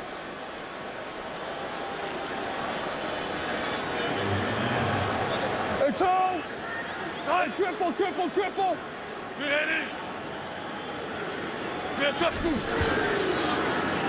Wilson all alone and no one to throw to, so here he goes. Midfield, 45, inside the 40, still going, crossing the field again and down at the 35-yard line. Bernard Pollard finally knocked him down. Well, Russell Wilson, give him credit. When he decides it's time to go, he's going to go. And he gets a really good block out there by Luke Wilson, his tight end. And that is what really allowed Wilson to turn upfield. And he was going for the big play. I'll say that, Russell Wilson. And you know, there's a time where a defender thinks, well, maybe he's just going to head for the sideline. Well, not that case. 55 yards rushing today for Wilson, 102 on the ground last week. That's a false start on the left tackle. I think McQuiston leaned back, rocked out of his stance a little early. Doesn't take much. False start, number 77, offense. 5-yard penalty, first down. Well, they're calling it on Carpenter, the left guard, but I believe it was 67, McQuiston, the left tackle. You know, Dan, on that last run by Russell Wilson, we saw him get near the sideline, and where most quarterbacks would have taken a right turn and gone out of bounds, he cut it back for more yardage. He most certainly did. And again, take a look at that.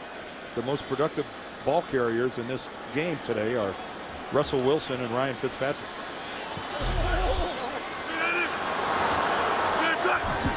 So on 1st and 15 now. Here's a quick pass on the inside, and that is complete to Jermaine Kearse. And Kearse is out of bounds inside the 30. Hey, NFL fans, share your story about why you love NFL football. Go to NFL.com/TogetherWeMakeFootball for official rules and a chance to win a trip to Super Bowl 48.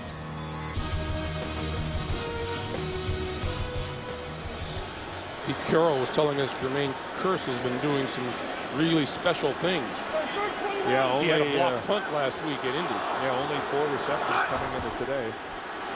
Wilson. Oh, what a grab at about the 22-yard line by Kearse. Good hands. And that's just a quarterback following his progression. No favoritism here. Who's the open guy? And you can see that Kearse was just sitting there. Wilson throws it away from the defender. Almost threw it too far away from Kearse. And that's a good hands grab. He just extended his arms. Wilson has completed 7 in a row, 18 of 24 on the day. And had that one batted down just as he let it go by Derek Morgan.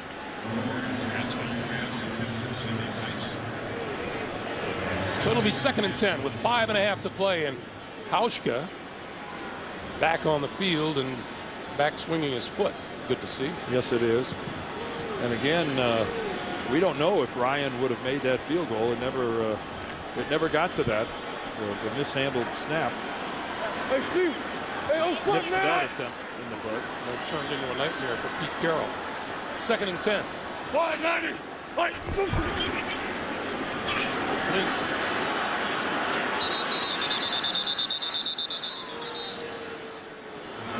go. Good job setting the edge by Carl Klug, the defensive end. Nice balance here. 4 rush, 6 passes. Looks like they're on their way to McDonald's.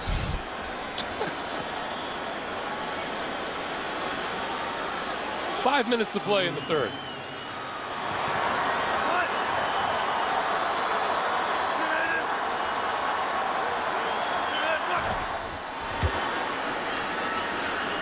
Wilson on the move.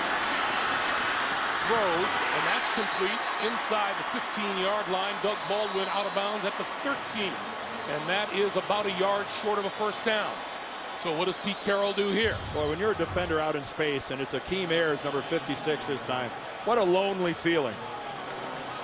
These guys didn't know what it was like to chase Fran Tarkenton around. You can see Golden Tate on the backside, but keep in mind, Russell Wilson had rolled out to the right. That's a tough throw all the way back across the field. We're going to get a measurement on this side of the field.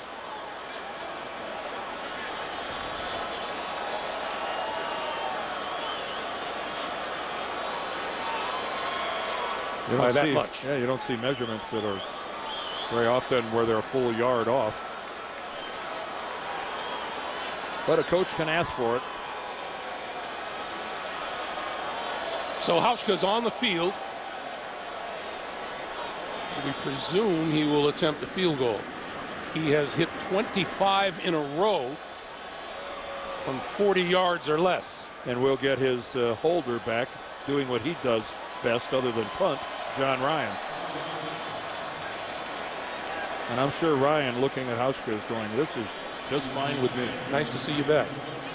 And probably nobody is happier than Chris Maragos, who doesn't have to try to hold. This will be a 31-yard attempt.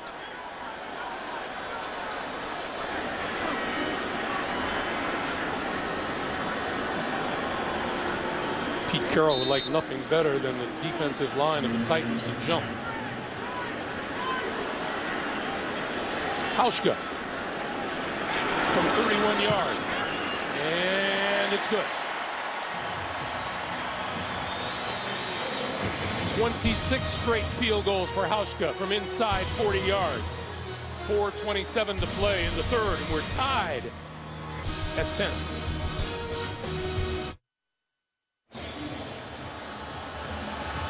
Another time-consuming drive, almost 6.5 minutes.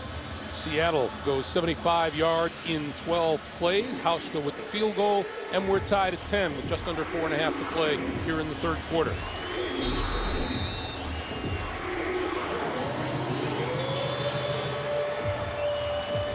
Dan, this place lives up to its reputation. It is a noisy stadium. Yeah, it's got that roof over the stands that kind of just send that sound right back down to the field. Darius Reynaud. The 20. Out to the 21-yard line. So Ryan Fitzpatrick back to work on offense. The NFL on CBS is sponsored by FedEx. Request when and where your packages are delivered with FedEx Delivery Manager.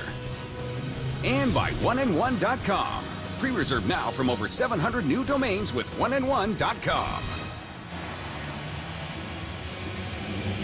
4:21 to play in the third quarter, 10-10 tie. The Titans and the Seahawks, and next Sunday, the NFL on CBS doubleheader action.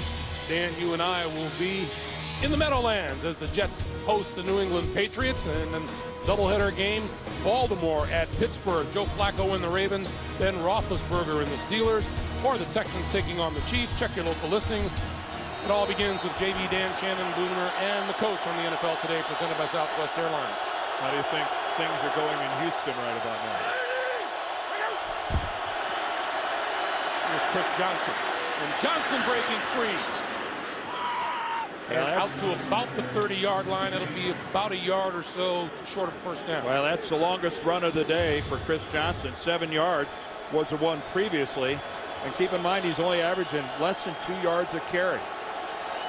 And again, this Tennessee offense is absolutely moribund without a running game from Chris Johnson. You can't expect to win a lot of football games with Ryan Fitzpatrick, your leading rusher. The pitch for Johnson, he comes this way, and he's across the 30 and out to about the 32 or 33 for a first down. There's Jake Locker, injured in the game against the Jets 2 weeks ago, and we have a penalty marker on the field. Jake from Ferndale, Washington, which is about 100 miles from here. After the play was over, unnecessary roughness, number 29, defense for headbutting an opponent. That 15-yard penalty will be added to the end of the play. Automatic first down. That's the two-time Pro Bowl safety Earl Thomas. The penalties that drive coaches wild. The league has made it known to the players that any different form of taunting is just unacceptable. No butting a face mask, no spinning the football in front of another guy, no excessive verbal taunting either. That's the first down for Tennessee this quarter. This is Chris Johnson. You know, you can just see it and you can feel it. If you've been a fan of football and you know what Chris Johnson can do, he doesn't need much room to break it. No, he's reminiscent of a guy like Barry Sanders, although Sanders didn't have Johnson's breakaway speed, but he had a lot of negative runs because he was trying to make something happen. But it is one way to silence a crowd, and that is when the visitor gets a running game going. Things quiet down in a hurry.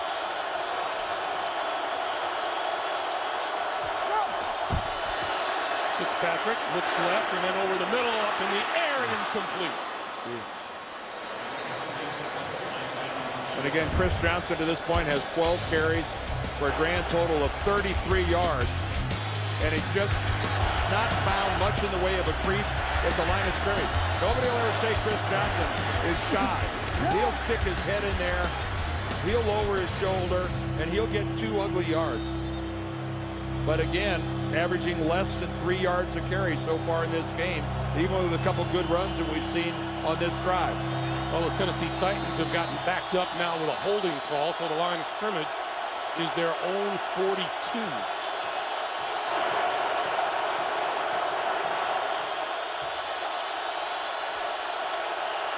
Second down. Fitzpatrick. That's complete. And inside the 45 is Chris Johnson. Still won't go down, and now down at about the 43-yard line. Well, Ryan Fitzpatrick paid a pretty good price for setting up that screen. He ends up on the ground, and Chris Johnson looks like he's a little sore after that run. But when you got those defenders in your face as a quarterback, yeah, Chris Johnson is uncomfortable right now. 3rd and 1.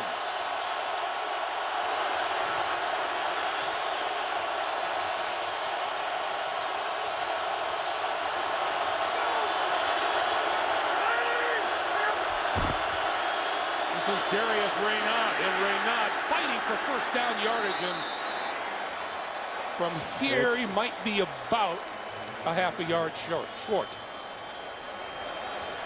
Yeah, I did not think at first blush that he got it, and he does not. Carl Cheffers putting up the fist, which is indicative of 4th down. Looks to be pretty close to a good solid yard short. So what do you do if you're Mike Munchak? Oh, I'd go for it. Field position is decent.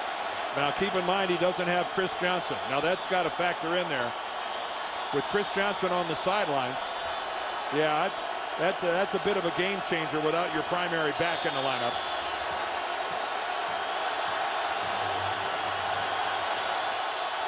Well, he's going to go for it. Looks like he needs a little bit less than a yard. Play clock is down to 10 now. Well, now they got substitute. Now he's going to punt. And will he call a timeout before the play clock expires? Well, he really doesn't have to, because you give up 5 yards, you don't care.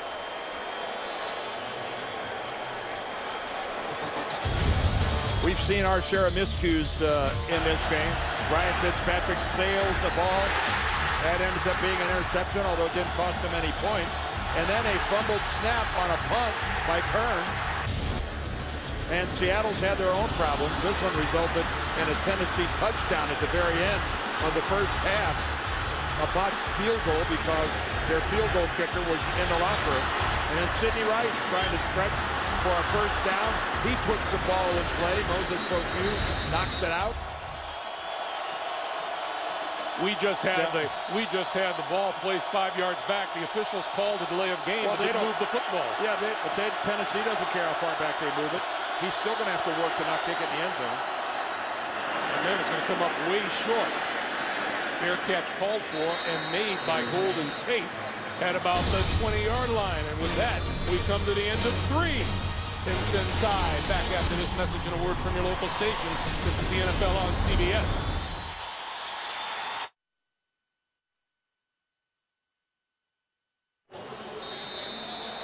Greg Gumbel, Dan Deerdorf, our producer Mark Wolf, our director Suzanne Smith, as the Seahawks look to extend the longest active home win streak to 11. Start the fourth quarter, tied at 10. Wilson dodges one tackler, looking, comes all the way over here, and wide open is Lynch. Marshawn Lynch, 40, 30, down at the 25. You know, when a quarterback rolls to his right, when a quarterback rolls to his right and you see he's going to throw back across the field, you go, oh no. But watch Lynch. He's going to come all the way around the edge here. You can throw to a guy that's that wide open. There's very little risk involved in that throw. And that you'll see that at times where a back comes out of the backfield and he just gets lost, especially when the quarterback rotates and rolls in the opposite direction. That's a 55-yard pickup. First down, Seattle at the Tennessee 25. Turner turns the corner. 15. Down to the 13, maybe the 12. Michael Griffin with the tackle. Oh, and that was a good-looking play here by this offense. Bowie gets a good block at the point of attack. Luke Wilson, the rookie tight end, he gets 2 guys. He sets the guy up for Bowie to come over, and then he peels off and picks up the edge defender.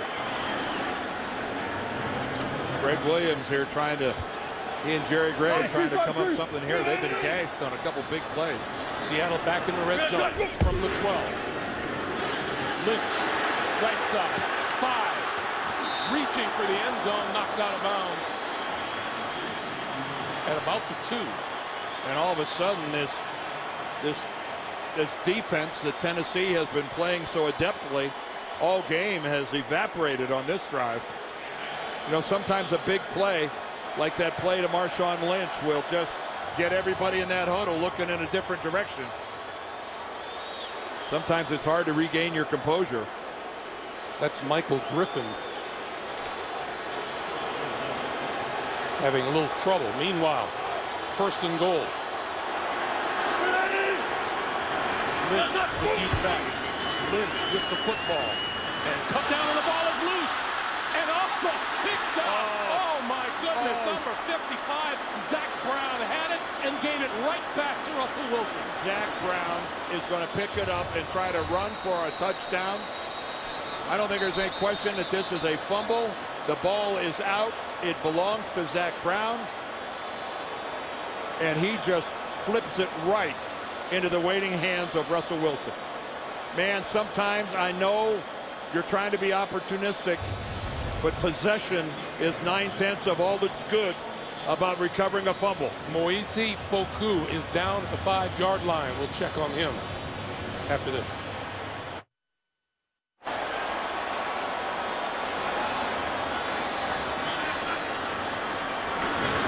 Back on second and goal, Russell Wilson dancing, trying to get away, and is not going to get out of the grasp of Ropati Pitoatua.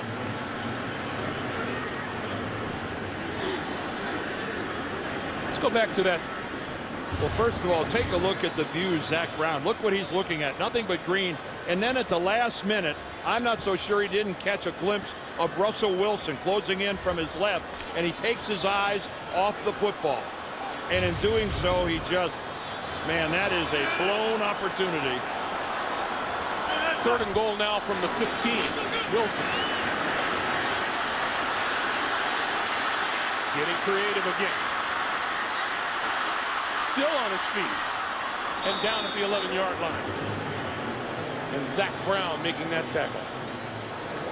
And Russell Wilson has nothing but time and no one to throw to because of the coverage. Let's take a look. 4 receivers going downfield, 1 guy out in the flat. Every one of them covered up. Take a look over here. Take a look in the middle. Take a look here. Over here, Russell Wilson. You know, by the time he's crossed the line of scrimmage, one of his guys comes open. That's too little too late. Here is Hauschka from 29 yards.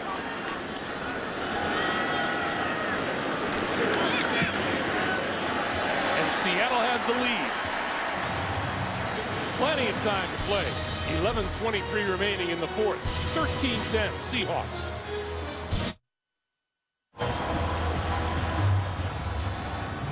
Seven plays, 69 yards, and just over 3.5 minutes. And Hauschka's field goal has given Seattle the lead by a score of 13-10. And a lot of it credit to Mr. Marshawn Lynch. Yeah, on bulk of the yardage on the reception, but then a couple of really good runs. Now Tennessee looking for a good run back from Darius Raynaud. And will not run this one out of the end zone. So we'll start at the 20-yard line. Well, all this month in NFL games, you notice all the pink all over the field. It's about much more than that. Together, the NFL and the American Cancer Society are helping women across the country make a crucial catch. Hear the personal impact stories and find out how you can help finish the fight against breast cancer at NFL.com/pink. And here's where Ryan Fitzpatrick has to fight off some of the demons that hang around when over the course of your career you've turned the ball over. Fitzpatrick going to go deep down the sideline. Intercepted by Richard Sherman.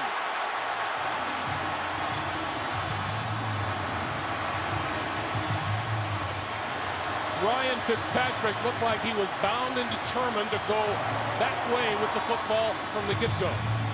Even though Richard Sherman has outstanding coverage, he does not fall for the double move that worked from Nate Washington in the first half. And I think Ryan Fitzpatrick used that one word, assume, that he thought the double move was going to get some separation for his receiver. Instead, Richard Sherman becomes the receiver, and Nate Washington becomes the defender. Second turnover of the day for Tennessee. The first 4 games of this season, the Titans didn't turn the ball over once, and then last week, 3 of them.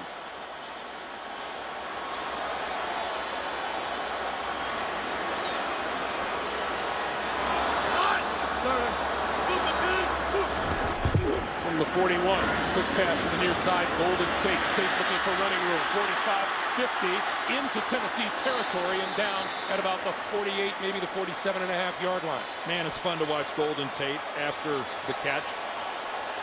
He is just downright elusive. He made at least 2, maybe 3 Tennessee defenders whiff. No secret why they have him back there returning punts with that kind of shiftiness.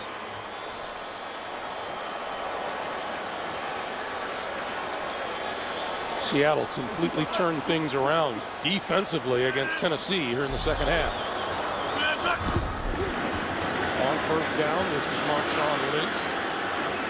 Lynch to about the 42. And just, again, grinded out power football by Marshawn Lynch. Boy, it'd be fun to be an offensive lineman and block for a guy like that you just knew. First of all, you better get out of the way or he'll run you over. But secondly, you know that there's second and third effort coming on just about every single attempt. Shot! Ready! Shot! Wilson going to give it to Lynch once again. And this time Lynch is wrapped up pretty good by Mike Martin, second-year D lineman out of Michigan. Dare I say? No, I said it. You didn't have to. I spared you that. Yeah, you did. I'm here for you. Yeah, I know. My Wolverines fell to Mike Munchak's Penn State Nittany Lions yesterday. He and I were talking about it before the game started, and both of you pretending you didn't care which way the game went. Yeah, so I will humbly eat some crow. Oh, hold on. 3rd and 4.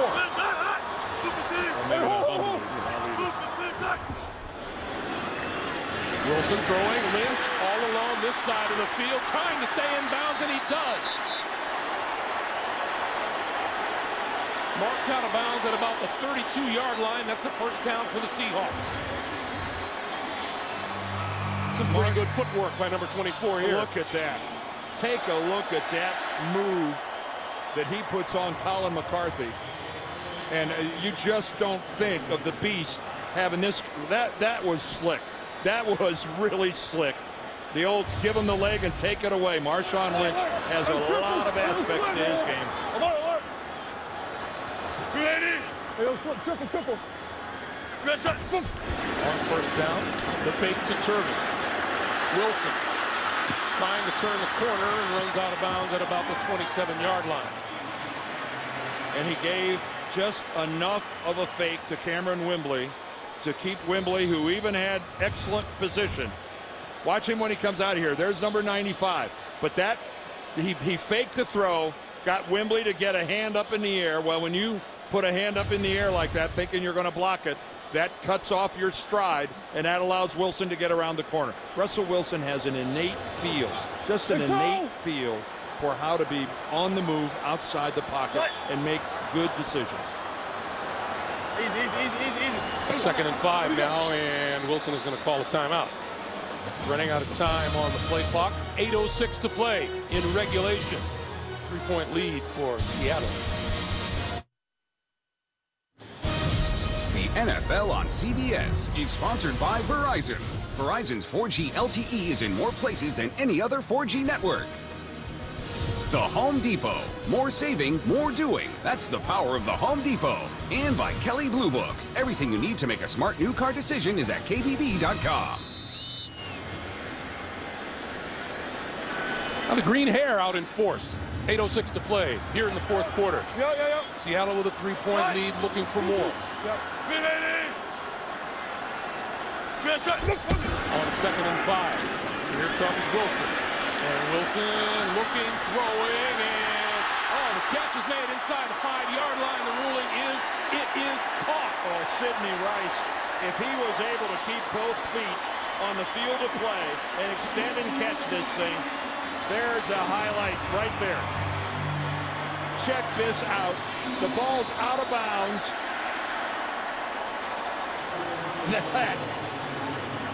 The left foot is the one he's got them both down. It looks to me he's got them both in bounds and possession of the football. First and goal. Marshawn Lynch up the middle to the end zone for the touchdown.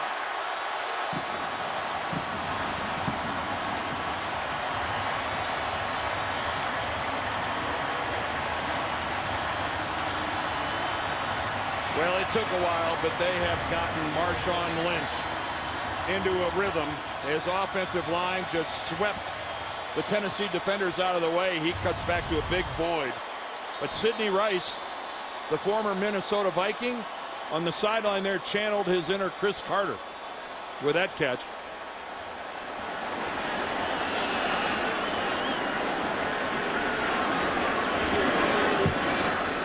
7:33 to play, and Seattle has put 13 straight points on the board. Richard Sherman's interception set the offense up for the drive. Marshawn Lynch finished it off, and Seattle with a 10-point lead.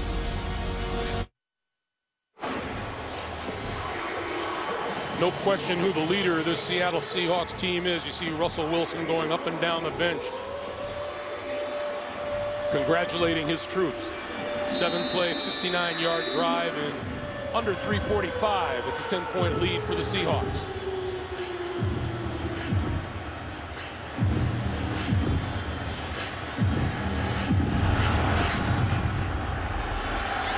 And the Titans have to find a little momentum. Darius Raynaud coming out of the end zone. Right up the middle. Across the 20 and out to about the 23-yard line. Derek Coleman making the tackle. Coming up, time permitting, after the game, the Subway post-game show. JB, Dan Marino, special guest Bart Scott back in New York for all the latest NFL scores and highlights, all coming up on the Subway post-game show. And now it's time for the Tennessee Titans to try to get something going.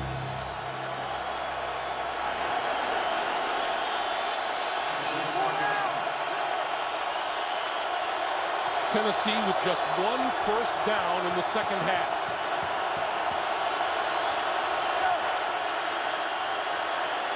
Fitzpatrick hit as the ball was released, and that's picked up. So that's a fumble, and Kendall Wright is out of bounds across the 45-yard line. All right, let's take a look at this. McDonald coming in. He hits the ball. He hits the forearm of Ryan Fitzpatrick, and it appeared to be before he started his throwing motion. And Pete Carroll is going to challenge that. Well, you know, it's worth a challenge because it's so close. Let's take a look at it. Seattle is challenging the ruling on the field of a fumble. We'll review the play. When I look at it a second time, it looks like his arm might have started moving forward. We're talking about a 25-yard difference here. The NFL on CBS is sponsored by Subway. Try the Tuscan Chicken Melt $6 footlong special today. And by Toyota Care. Scheduled maintenance, no cost.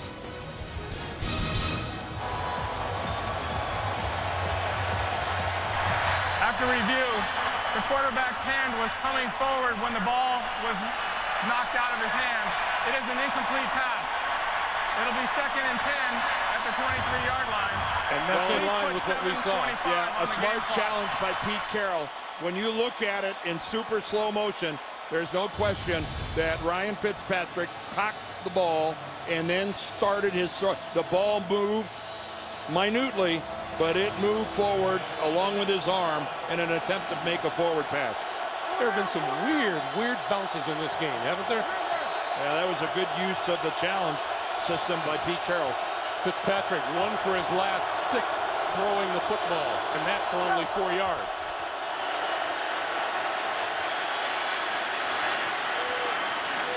Sliding down at about the 28, 29-yard line, somewhere in there. Will leave him about a 3rd and 5. See where they mark it. It looked initially like Ryan Fitzpatrick had a lot of room.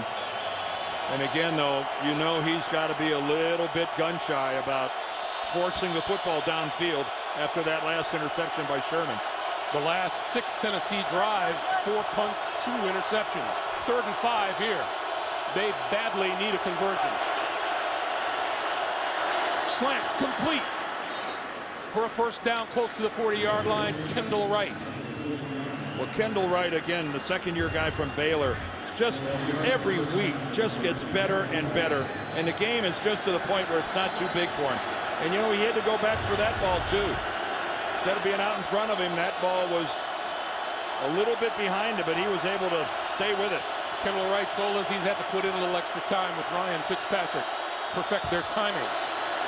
That went over the middle, and that's complete to about the 46-yard line to the tight end, Delaney Walker.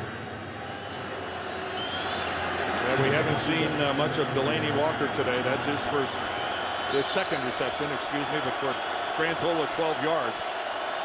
Pick up a 6, 2nd and 4. Does Dan Quinn bring pressure, or is he willing to sit back and give up the short completions? Knocked down.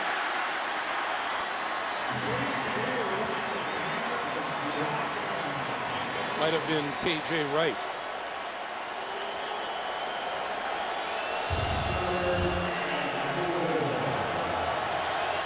A 6-man rush that time, and it was K.J. Wright, even though he was a good 3 or 4 yards away from Fitzpatrick.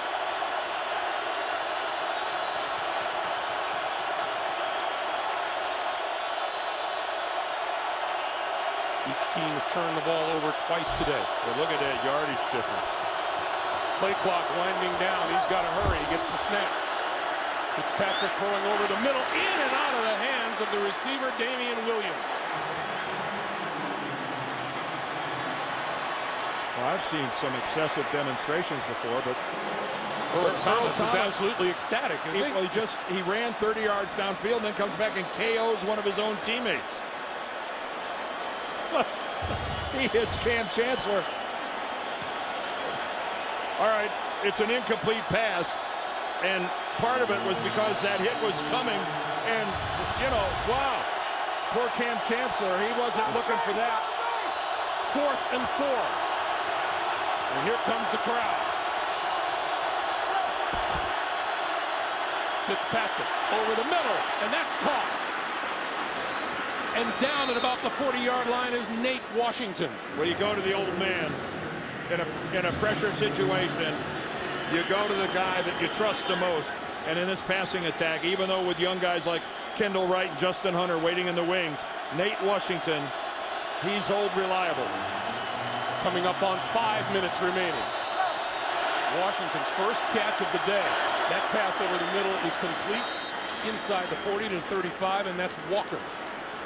Right now you got to wonder if some fatigue isn't setting in here on the Seahawks defensive line. Their pass rush last couple of times wasn't much to speak of. This is a time late in the ballgame. You just got to find it from somewhere. You got to reach deep. Ryan Fitzpatrick has really been standing in there in the middle of it. 2nd and 4. Sideline, and that is complete. And that's a first down, close to the 25-yard line. And Kenny Britt,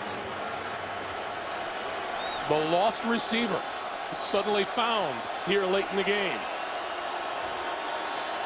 I would assume before the end of the season he'll find himself playing for someone else. First down from the 26. Fitzpatrick throwing, and that's complete. And that's Delaney Walker, and Walker fights his way to about the 15-yard line. And that's enough for another first down. Well, Delaney Walker showing a little grit there. He wasn't going to go down. And again, somewhere, Seattle's got to think about manufacturing a little pass rush. And for the first time today, Tennessee into the red zone. And Carl Cheffers runs in and comes back out.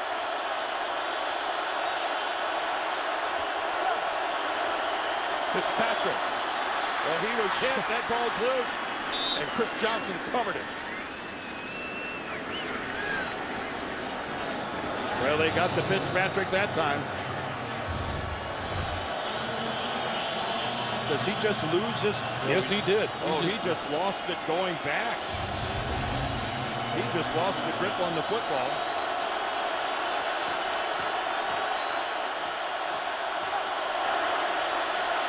Fitzpatrick throwing for the end zone or sideline, nobody there. Well, there's a mistake there. 2 receivers too close together. Let's get an update from the NFL today in New York. Denver starting to stretch it out. And off a Jacksonville turnover, no Sean Marino goes in from 3 yards out, extending Denver's lead 35-19.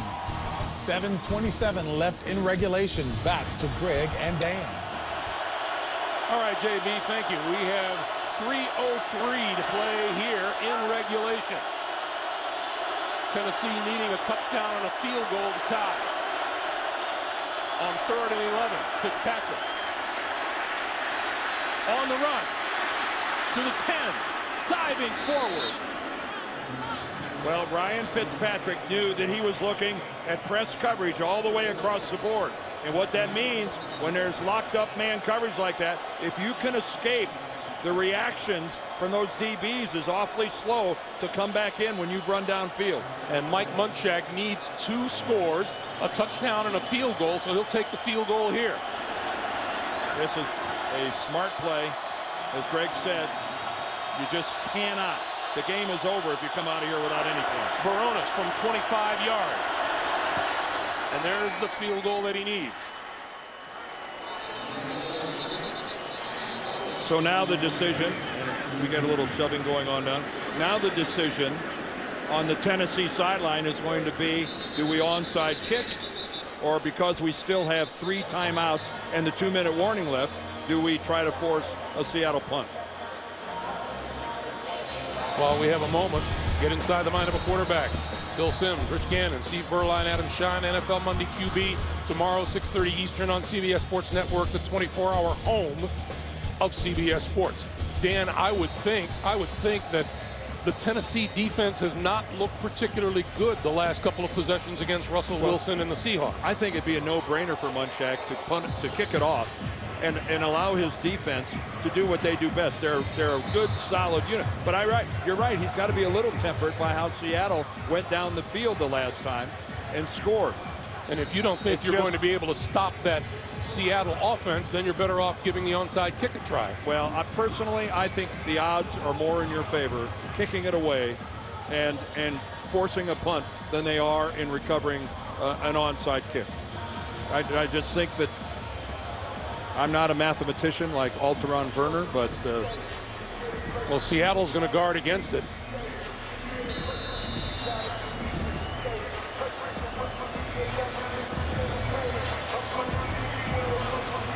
Onside kicks are a lot tougher because of the way you have to stay in a balanced formation. Here's Barones. Kick it deep. This is Jermaine Kearse from the 3. And gets a good return out of this one. 35-40 and out to about the 42 or 43-yard line. Man, you don't expect to give up a return like that when you got the hands team all crowded up there playing the onside kick. You don't really get to set up and organize.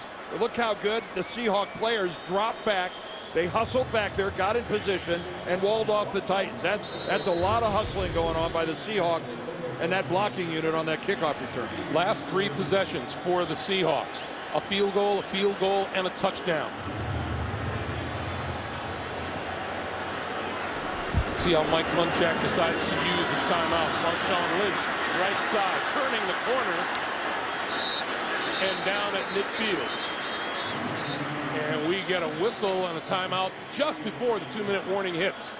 Jarrell Casey almost stripped the ball away from Marshawn Lynch. He almost got it. Number 99.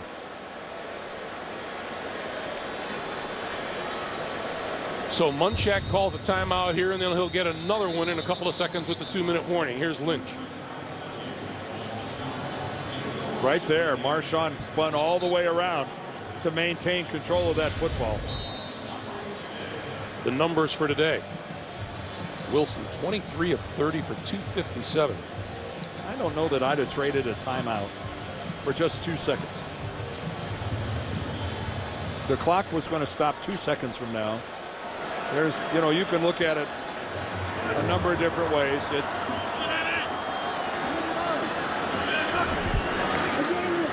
Wilson just throws that away under pressure, and now we'll get the 2-minute warning at 1:58.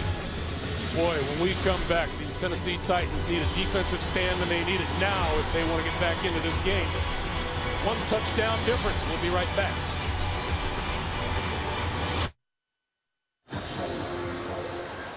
Each team with 2 timeouts remaining. Keep in mind, Russell Wilson has rushed for 4 first downs today. Well, Greg, Tennessee the last couple times have sent guys up the field to keep Wilson from getting outside. An old-fashioned quarterback draw right up the middle might not be the end of the world. He got him to move. Wilson going to go deep. Incomplete, but that will be a first down. It doesn't make any difference. Tennessee's in the neutral zone. LeVar Edwards. Offside, number 98, defense. That 5-yard penalty results in a first down. Great hard count here by Russell Wilson.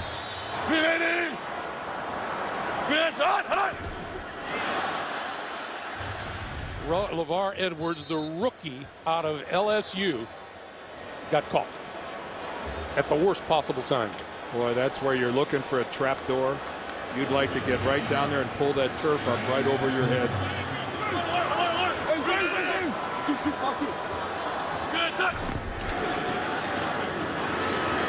Lynch. And a whistle and a timeout called for by Tennessee. That's the second one they've used. They have 1 remaining. Well, it's just really simple for Mike Munchak. You use your timeout as quickly as you can after this next play, and there you will get the ball back. You will get the ball back if you stop them. If you stop them. If you keep them from getting a first down. That's all there is to it. Seattle will bleed as much clock off as they possibly can after Tennessee exhausts their last timeout. And, of course, 1 first down by Seattle, and this game is in the books.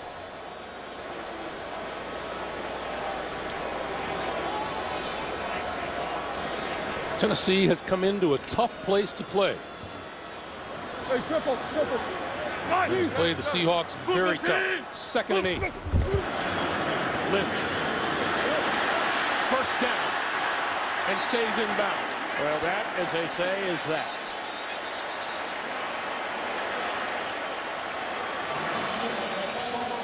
And they used their last timeout to stop the clock with 1:40. And how dominant in the second half has been the play of Marshawn Lynch. He's been the difference maker in this game. It's been tough, gritty yardage for Lynch, but between breaking out on that long pass play and then just hard, ugly yards inside, he's gotten it done. 23 rushing yards in the first half, 54 here in the second half. And let's not forget a big 55-yard reception.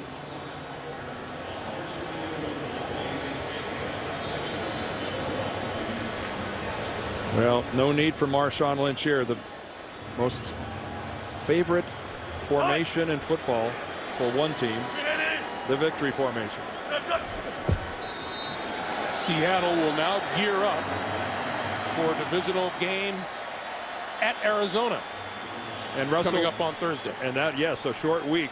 And Russell Wilson is what now? 11-0 here at CenturyLink here Field. In Seattle. This home crowd is getting a little spoiled watching number 3 generate win after win after win. How about since moving to the NFC back in 2002, Seattle will now be 62-29 on their home field. Well, it's a credit to these wonderful fans here. They truly believe they're part of it. So Seattle going to move to 5-1 on the season.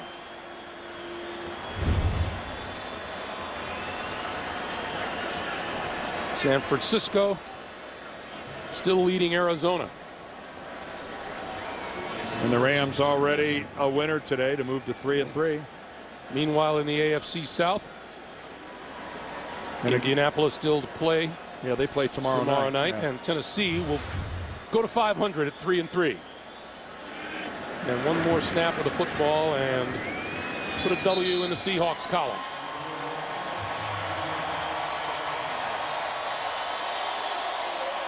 Richard Sherman played big. Russell Wilson played big. Marshawn Lynch played big. And the Seattle Seahawks will get out of here with a 20-13 win over the Tennessee Titans. That's our final score tonight on CBS. Begins with 60 Minutes, followed by new episodes of The Amazing Race, The Good Wife, and The Mentalist. For Dan Deerdorf, for all of us here at CBS in Seattle, Greg Gumbel saying so long from the great Northwest. You've been watching the NFL on CBS.